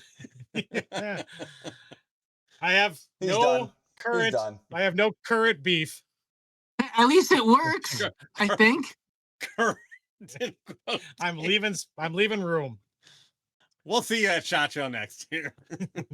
And we will. Yeah, that's how it's gonna work. I'll interview him at SHOT Show. Yes. Hey, you like his product. Oh, well, maybe you don't. You don't know yet. I am also going to call it the Mixoplick. Hello, Husaria Airsoft. I don't know who you are. Joe, you got redacted again. Yeah, Joe. Oh, man. Joe is on fire tonight. Don't them LG Tower. Thomas is home alone tonight. And he's really his girlfriend's gone and he's drunk. Yeah, I was gonna say I can do whatever. He's a little lonely tonight. Alex, do you got any other projects queued up then? I don't know.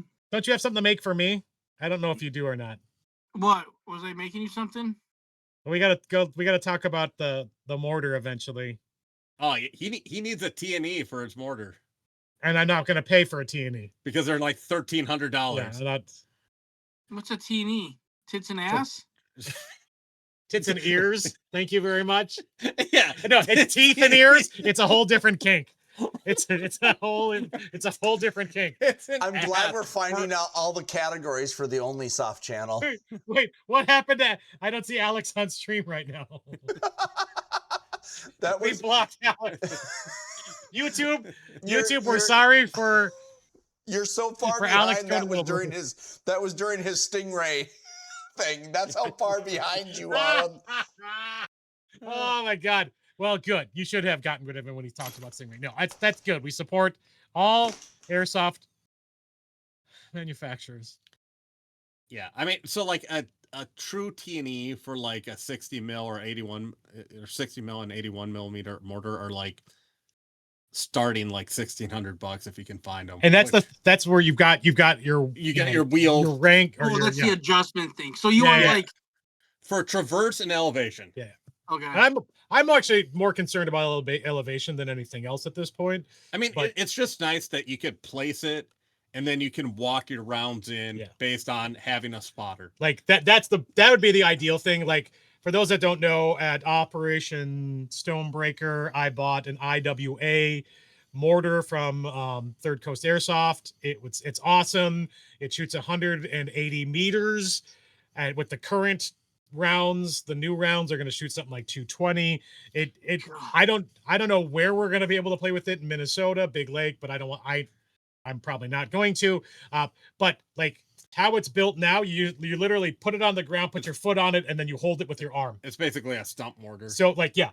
So like at some point, even if you're the most accurate as you've got your compass or your app and you're like, this is perfect. The second you look away to do anything, it moves. There's been variation now in that on the tube. So that 1 degree is enough to mess everything up. I mean, all it needs is really a horizontal screw with like a turn crank and then a vertical screw with a turn crank.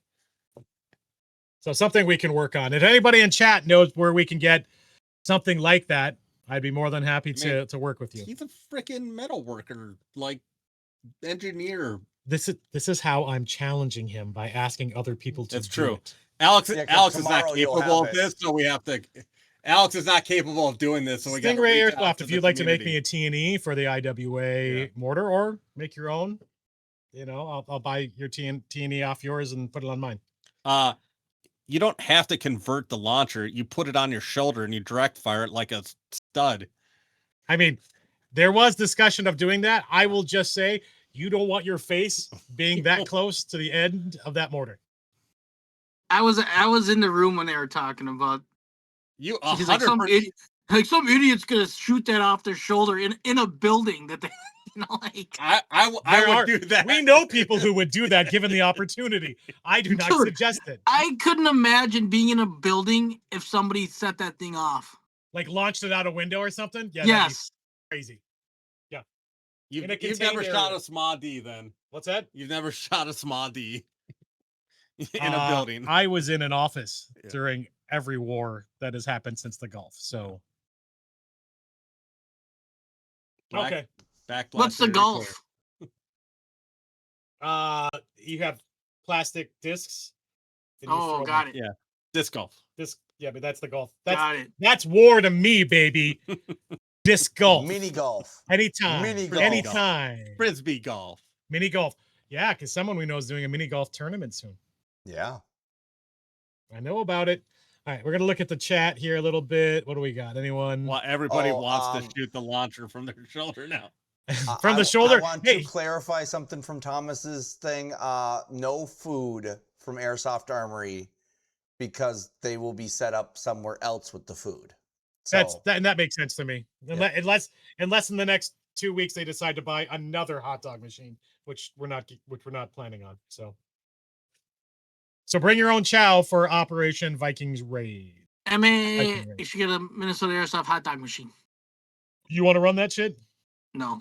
Yeah, I was gonna say, no one wants sadness with their hot dogs. I was also gonna say keep him from drinking. I am so drunk on Canada Dry with a splash of cherry, and I got ruby red squirt. I will also sparkling water, or known as a Big Lake Milsim. Milsim Lake. Hot dogs or for poor people. I refuse to eat them. Yeah. So they're beneath me. So that's it, Alex. Nothing else you're working on? No, not really. I don't know. I haven't. Like I Alex said, I needs saw to be that challenged, shotgun. community. So, other than that, no, I don't think so. Unless something falls in my lap. Well, that might happen because I have other things that we should be talking about. Nate says, speaking of backlash, that's my project now. I'm going to mod my XE15 cat launcher to fire a rocket out the forward and also fire a 40 mil shower shell out the back. Wow. That is so ridiculous. I would love it. Just because, be like, clear rear, or whatever you're supposed to say. Black blast area. Back blast area clear. Nope. Shoot BBs out of it? Yeah, shoot.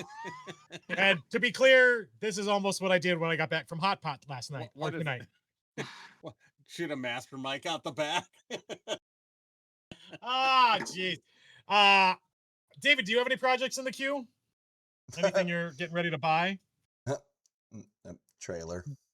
Trailer. Okay. So I mean, that is a project in its own way. That's a project in its own way.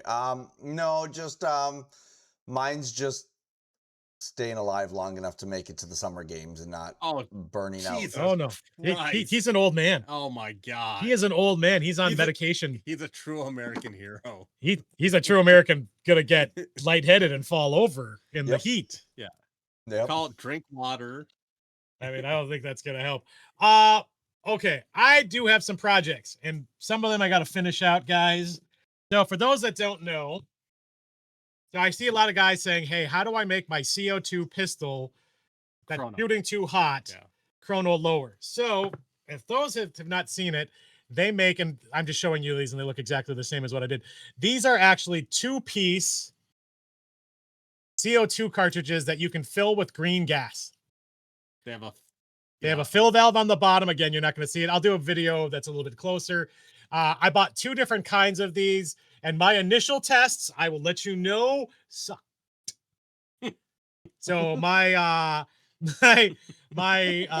Elite Force endorsement. Yes, my Elite Force. In fact, I was going to return these, but I want someone else to have a chance to try them to see if it's just me. My Elite Force single action Army short barrel shoots 1.9 joules with CO2.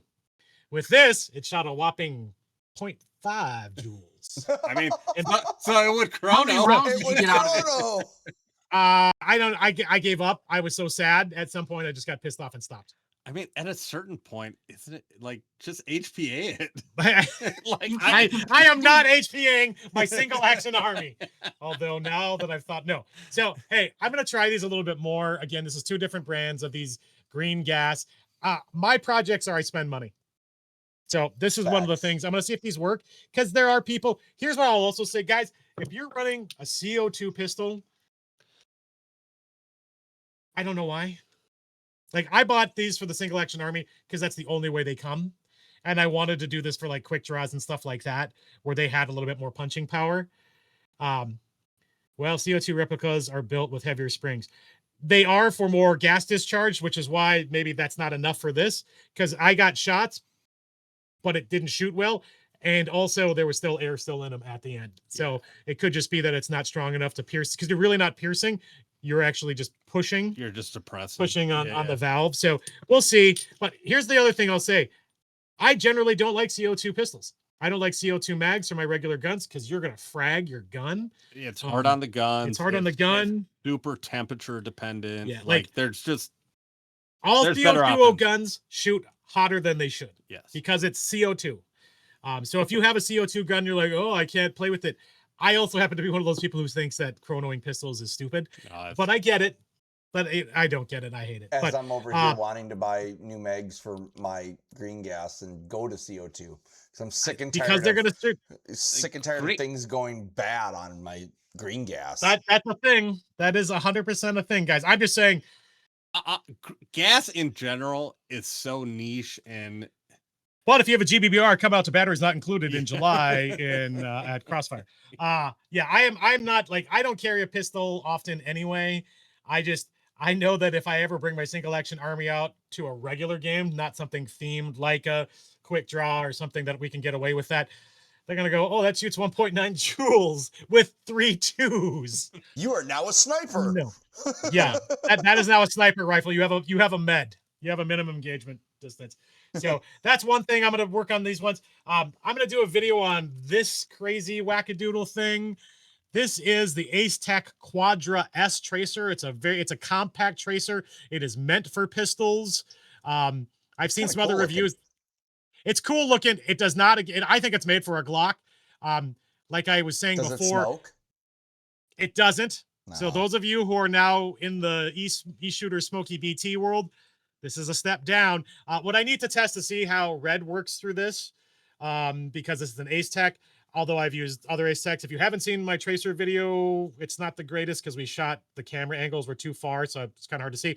The thing that's weird about this is, so you're not going to see, like I have this tracer unit as far down on the threads of the gun as I can, and the gun won't cycle because it's too close. So in order to make it work, I have to unscrew it, and now you've got 4 millimeters between it, and it just looks weird to me. Yeah. Is that with the Glock? What's that? This is on a Glock. Yeah, this is a Glock 19 that it's on right now. I mean, but I wonder if you could make a custom like Kydex. That's what I, or like, so I think people have done things with like the grip, so maybe you can do some kind of shield. The other thing I've done is I've recently purchased the new Arcturus Osprey model of high kappa, which is a captured barrel, similar to your AAP. Well, your AAP and your Mark 23s, where like the barrel doesn't move. So I should be able to put that tracer unit on the front of that one all the way towards the barrel, so maybe that'll look good. It'll make a long high kappa look longer, and that's such a weird ass gun already. But we'll see how that works. But I'm gonna do some videos with this, just because that's interesting. I'm trying to think if I've purchased anything else weird. I did actually. Is this the model? And I know, David, you purchased some stuff from B-Fly as well, correct? I'm going to. So I'll try to. This is also not going to look good on the stream, but what this is these are 3D printed. Let's see if I can get this camera. This is a 3D printed adapter for your XFOG unit that works on glasses. So these are Oakley Alphas. If you're not familiar with, this is the VMAX insert for the Oakley M frames. So it's a variation of this that is literally just a 3D printed part that just goes on the arm and creates a channel into your glasses. B-Fly is a company that you could buy these 3D prints. I actually purchased these prints for the M frame. They worked on my alphas, but I was like, oh man, I'd love to have these 4 ones that are a little bit longer actually made for the alphas. And turns out B-Fly is now printing his own now. They were like $15, so affordable. If you have a 3D printer, you're probably like, oh, I could just print those. He doesn't have these. Yeah, he doesn't have these available. I think the only ones you can buy on his Etsy store are ESS crossbows, M frames, and I think he's got one other brand that he's got them for. But either way, bfly.com. Is that right? Look up B-Fly Airsoft. He makes 17, I think, adapters for different kinds of glasses right now. He also has a modification for the XFOG to make it go from like 4 millimeter to 6 millimeter, or 6 millimeter to 8 millimeter. Basically, just change the tubing size. Yeah, increase the tubing size. I'm not convinced that's actually going to make a huge difference, but I mean, it's really the intake in the that's the thing. I don't, but I mean, I did buy a bunch of his 3D printed stuff, and it looks really good. So supporting that gear. You just gave me a project, Gabe. Well, I didn't want you. I mean, this was what I was talking to you about. So, like, I'll give you some other ideas. I do have some other things that I need 3D printed, so I'll shoot them your way. Have you tested them? Do they work pretty good? They work okay. So the version we actually use these at Galactic Civil War, both Josh and I, when we were at Galactic Civil War. For those that you know, Action Sports Wisconsin has a Star Wars themed game called Galactic Civil War, run by 6mm Mando. When we were wearing our trooper helmets and crap like that, that crap fogs immediately. So we used these. They worked okay, and that was the ones that weren't meant for these glasses, and they worked. So I think these will work a little bit better. Okay. You know, like any other 3D print, like some of the parts might need to be secured, but you know, the good thing is you can.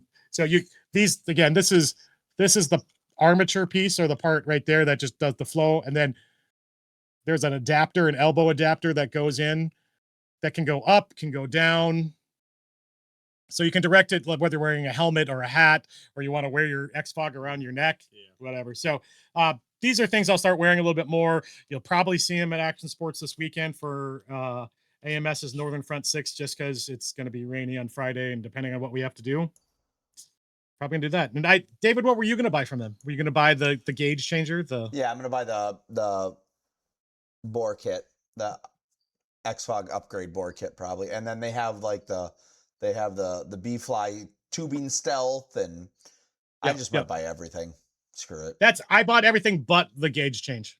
That's the only thing I did. And at some point I was like, they just had a kit. I should have bought them all, but I didn't. So I'll let you do it. Okay. My mic died.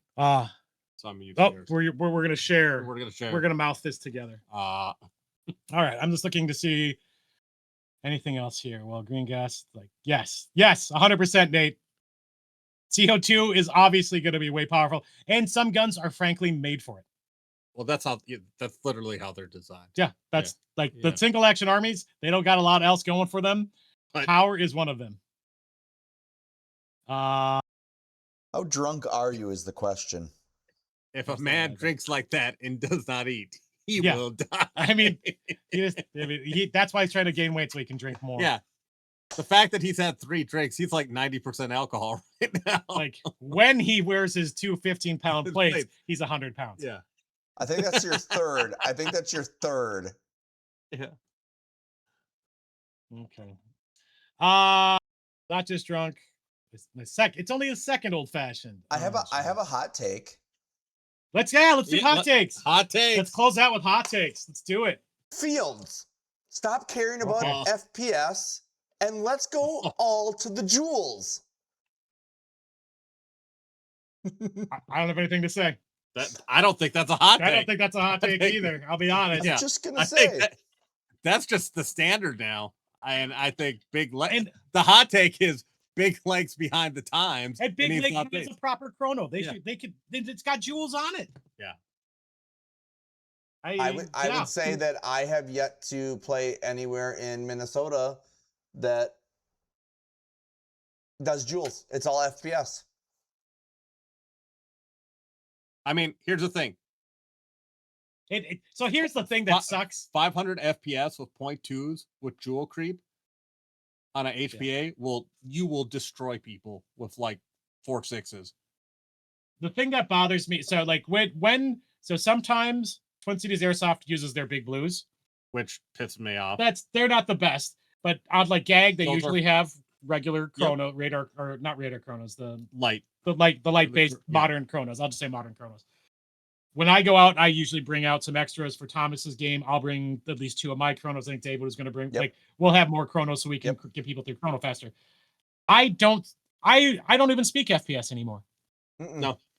Like I think maybe that's also in a world of we're heavy HPA users. And so when you tell me what my rate is, I'm like, turn it and it's done. Yep. So like maybe the people who are tuning their AEGs, I actually don't get it. That doesn't make any sense. I don't think people are doing it. I don't know why. And the national game organizers are all jewels. Not like I'm saying we all have to be like them, but I mean, I would say I speak jewels. Yeah, I went and 99% I played Mirror. I played the Mirror game. I was right on the 1.5. I went out to play the next weekend at a local field, and next thing you know, I'm shooting too hot apparently, but I'm at 1.5 on a stock AEG, but yet that's it's too altitude. Much. Altitude, yeah. And attitude. Ooh. Yeah, no, Nate, you're completely right. But if a field is measuring FPS with 0.2s, then jewel creep is 100%. 100% of that. Yeah, I didn't realize that it was 0.2s. Yeah. 0.2s. If you're chrono with and I get 0.2s are cheaper than 0.32s. I get it, but yeah, that is a dated concept. 100%. Even just chronoing with 0.2s. Yeah. Yeah. 3s. We got to use 0.2s for something. Yeah, like we do have a lot of 0.2s sitting around. Those goes in your MGs, guys. I was gonna say those go into the miniguns and shower shells. We literally have buckets of BBs that we don't even know what weight they are. Those will be for the breach charges, the rear breach charges on yes, on that or the blast back. Yeah. Chicken will stay chicken. Hey, now don't feet versus meters. Hey, stop it. This is America. America. Yeah. America. Hot take. Field should have legitimate insurance. Thanks, Scott. I'm not going to say anything. Thank you, Irish. Yeah. Stop. Go back to Vegas. Go back to Vegas with your Vegas insurance. My Levar shoots 1.9 joules with 0.32s, and then it put for the 0.48. That is the definition of joule creep. Hey, whatever it chronos with, that's the rule. Yeah. Also, it's not going to be a perfect science with airsoft, right? Like, no, it the math is the math. Hold up. I'm trying to make sure Seth doesn't get in trouble. Yes, I agree, Apollo. My point is use the FPS got stuck over joules. Yeah, I don't know. Apollo, I would just say there is one field that I know of that still uses FPS. So that is not the norm. Here's the thing, Apollo. It's the field you work at. So unfuck it. That's 4. That's 4. We're doing pretty good considering last stream. Yeah, we're doing a. Did you have the pre-stream conversation? I had this conversation with him. We had the post-stream conversation after last Wednesday. When I was like, ooh, I might have said something. It's all good. Hey, we weren't canceled and we didn't get no emails or nasty Facebook messages. We were all right. Hey, that just means Apollo, you use joules. You are one of the chosen. We're also talking about Zionism again. Any other hot takes? Alex, any hot takes? Thomas, what are you doing? What the hell? Again. So what we will probably do in future streams is we will have a guest that you guys can't see, but that distracts us. And it's great. It's honestly very amusing. It's like Alex, but funny. I think Alex is frozen. Oh wait, Alex isn't frozen. Yeah. I thought the last 10 minutes Alex was frozen. So we need Alex being sad on one side and Thomas being happy on the other. Just to balance us out. I would rather have Alex drunk and sad as well. Oh God, to see him crying in the corner. It's nothing you want to see because there are more MGs on the table, but there are less clothes on the Thomas. Yeah. That's not true. Oh, clothes on the Thomas. John Thomas. That's also a deep cut. Not all of you know that as an alternate name for your Willie. Now we're getting canceled. Yes. Hot takes. Alex, got anything? No, not this week. You're not angry about anything. I'm not angry about any. I'm not angry at all. That's the problem. Get angry. Yeah. Hot take. You're too big of a bitch, and you need to get angry sometimes. I was gonna say I have seen Alex very angry in the last month several times. So you're a liar. It's just nothing you need to air publicly. It just involves falling in holes. I mean, or taking advantage of your trusted friends. Should I get you amped up again? No. He's just showing. Okay. No, I'm fine. Okay. I don't have any hot takes, truthfully.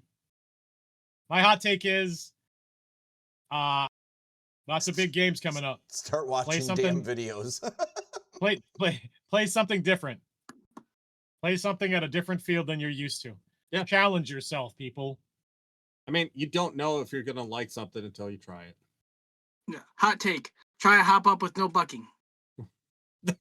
No, you do have that gun. We actually have to do better tests on that. I know. That just means we have to go out to actually play. So, do you know about this? Do you know that he bought this thing?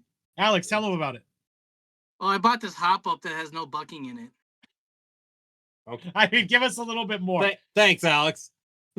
It doesn't have a bucking. What else do you want me to say? This was from some European company, right? Yeah. No, I just kind of came across it by accident. It was a YouTube video, right? That you were at a show, right?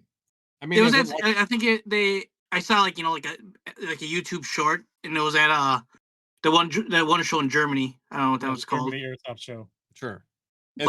Anyways, they were showing it off, and I was like, you know, and I think they're geared towards a lot more towards speed softers, you know, like that style of gameplay. But I mean, I bought it anyways. It's, you know, it seemed like a kind of a neat, you know, like if it could compare to my what's the one Your that I wide use? bore. I mean, Yeah, you're using an Orgo wide bore, aren't you? Most of Yeah, I'm them using are. Orga Whiteboard, but for my hop up, my Max. Max hop. Yeah, okay. Yeah. Yeah, if it Like could a pro- compete with like- the Max hop up, I mean that's kind of cool in a way. Like, I guess if my Max hop up got like 10 more feet than that, I would continue to use my Max hop mean, up. the but- pro ones and the Max are great, but I mean, does it kind of work on the same concept as like a Miracle Barrel where it like just rides a rail, or how? No, What's there's no bucking. No, That's that's my point. Like, the only thing it's got like a little like just a rubber O-ring. You know, But like if there's just pressure on, that's I what thought holds that- the BB in Yeah. place. And that's it. And then it's got the, you know, then it's got the hop, and that's it.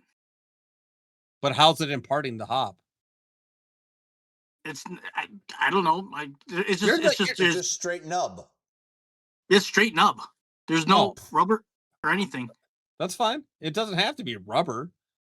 Because So- what we were talking about when we were talking about this earlier is how long does this last? Yeah, that'd Yeah, be how the long will question. it last? Because Well, like it's- when you have a full sleeve, you've got that whole section of sleeve that can create that backspin. When all you've got is just the nub, depending on how large that nub is, that is 100% going to wear But down. it depends on the material. If it's like Delran or something, where it's like a super hard compared to that Titanium. soft rubber. Yeah, the titanium nub. Like, yeah, that's not ever gonna. You're not gonna. burn Peter through the that. leader, you are full of hot takes tonight. I don't disagree. Yeah. I haven't disagreed with all Yeah, of well, them. But, I paid about the same amount for this wacky hop up. and we have to for- try it. So this is one of those things where Alex put it in a gun, and then he was gonna just like, "Oh, come out with your gun," and I was like, "Sure, we can do that." But I would have the same I'd have the barrel. same barrel, pop up, set up in 3 different things, and you and put just them put them in the same gun. But Yeah. The thing is, work though, it like, out. to be So there's honest with you, not a I think different- all of us, There's not a different I barrel feel like needed. all of us have got our guns dialed into a point where I mean, We're- like they're saying, like the Pro Win with the Orga wide bore, and you're over pressurizing it. Like that's worked out. Like flat hopping has worked out real well for me, but it's not for everybody. I don't, you know, I have an R-hop crap, and I don't yeah, intend to.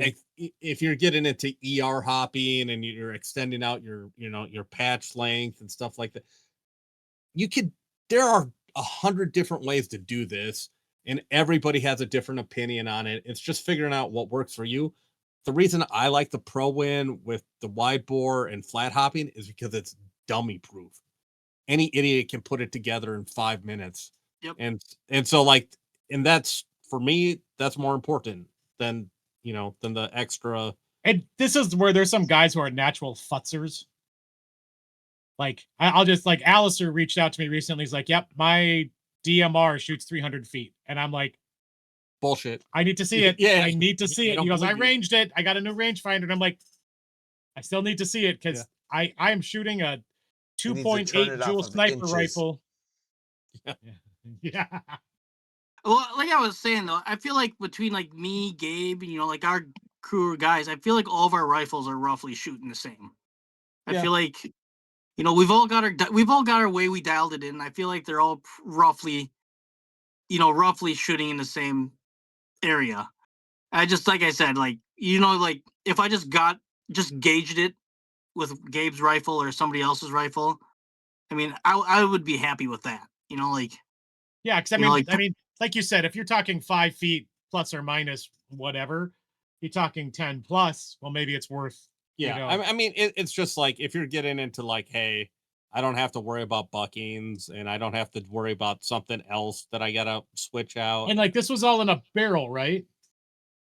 no, it's the hop up. It's the hop up unit. So, like you already said, this for speed stop. This might be a great thing for an SMG or something that doesn't need long range, right? So, So, like I said, I'm playing with it, you know, and you're right. I never even thought about the SMG thing. Yeah, So, like, you know, it could be for that. well, you were So- talking about, and not something you wanted to do, something you wanted to task someone else with, which is take your Department of Defense 9mm AR carbine and redo the entire mech box. That might be a barrel Yes. that might be interesting in that, right? Like that might be, No, again, actually, it wouldn't try work. with the long barrel. That's got a proprietary hop up. Of course it does. Yeah, in which I hacked up a pro in to make it work.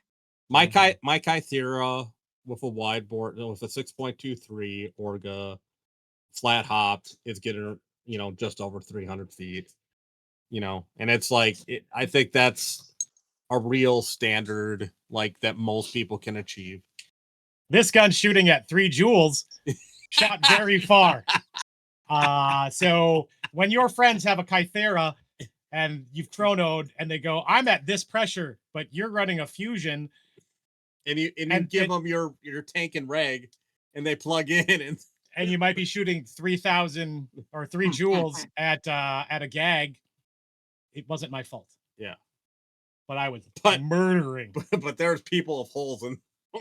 Man, I was never so happy at my range as I was shooting at 3 joules. So I'm not saying I endorse 3 joules, but I wouldn't complain. Shooting 3 joules is fun. Big boy rules. Big boy rules are a lot of fun in Airsoft. All right. It is a little after 9. Alex, anything to close out? Oh, what? No, I didn't think it was 9 o'clock. Damn. Yeah, see, this is what happens when we have fun. Thank you, everybody, for being so involved. I'll say once again, this is another stream where thank you to everybody in chat. You're super engaged. I feel like some of Peter the Deleter's hot takes I wanted to really refute, but we just didn't have the time. We're going to get into that gear comment later. We can have a DM conversation about that. But yes, it is after 9. Things need to be done.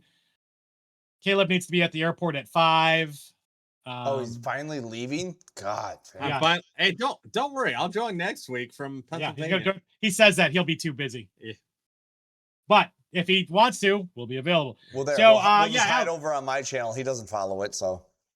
It's true. Maybe I'm gonna start. He has a 1 ginger rule, Yeah. and we already were talking about the other ginger he's following, and you cannot compare. Yeah, I've known Joe way longer. Just to be fair. That's Joe's private only soft channel. Okay, Cobra Alex, anything you'd like to close out the evening with? Go to the game next weekend. Sounds like fun. The game we heard about tonight? Yeah, whatever it was called, I forgot. Show that you really care about it. Viking Raid at Big Lake Tactical, June 13th. Or Overlord D-Day. Overlord D-Day at Twin Cities Airsoft. Yeah. Both are on the 13th. Okay. Thanks for being checked in tonight. You were more engaged, Alex, and we appreciate it. David, anything you'd like to close out with tonight? No, I'm good. He's tired. He's had a long week. It's been hot out. Caleb, anything you'd like to close out with? Just give games a shot. You don't know what you like until you try it. And this is more than just games. I was gonna say, or he. We're not judging. Yeah. Whatever floats your boat. I got no issue. Half a ham sandwich is still half a ham sandwich. $20 is $20. Make you thinking about the ham. I would go roast beef sandwich. For my closeout, I will say thank you again, everybody, for joining us. We still need a name for this stream, so if you have any ideas of what you think we should call this, I mean, that rolls off the tongue. It really does. I had originally gone with this like Minnesota Airsoft Information Network, so your main source of information. Mainline it. There's a lot of options there. Maybe not. Workshop. Somebody will comment something. Even Alex hated it. Briefing. Or the Call Your Hits podcast. It goes with our theme song. Thank you again for joining us, guys. I really appreciate it. We hope you're getting something out of this. Please share this with your friends. Like, smash that subscribe button. Don't smash anything. I mean, smash that half a ham sandwich, whatever port you happen to be in. Also just let us know, like, hey, I'm interested in you guys talking about this, or and if you have feedback for how this goes, we'd like to see more dancing. maybe, you know, that's You do not want to see more dancing. you do until you don't. Try new things. Maybe that new thing is watching us dance. Either way, that was not what I was talking about. don't open the door unless you're willing to have someone walk through it. Yeah, if you have any ideas of things you'd like us to talk about, again, David and I and Alex plan to be at a lot of local games in the next couple of weeks. Like every weekend this month, we'll be doing something. We'll be at a local field. So reach out to us, come say hi, give us ideas for future streams. We're all in this to just kind of. And if you're wanting MAA merch or Project Echo, we will have it at every field that we're at. When we're there, we will have it. Come talk to us. We have it for sale. And we might have some new products coming. I have some more samples coming. Airtism, I'm looking at you. Copyright Minnesota Airsoft Association 2026.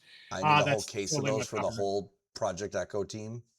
I think we're just going to start walking around and putting them on people's, like, hey, you deserve this. Hey, Taylor. Wow. He's talking about Taylor Lautner, who recently got married to someone named Taylor. So now Taylor. Yeah, Taylor. So anyway. Okay. A buddy of mine did that. His name was Kelly. Her name was Kelly. Spelt the same way. They are now both Kelly whatever.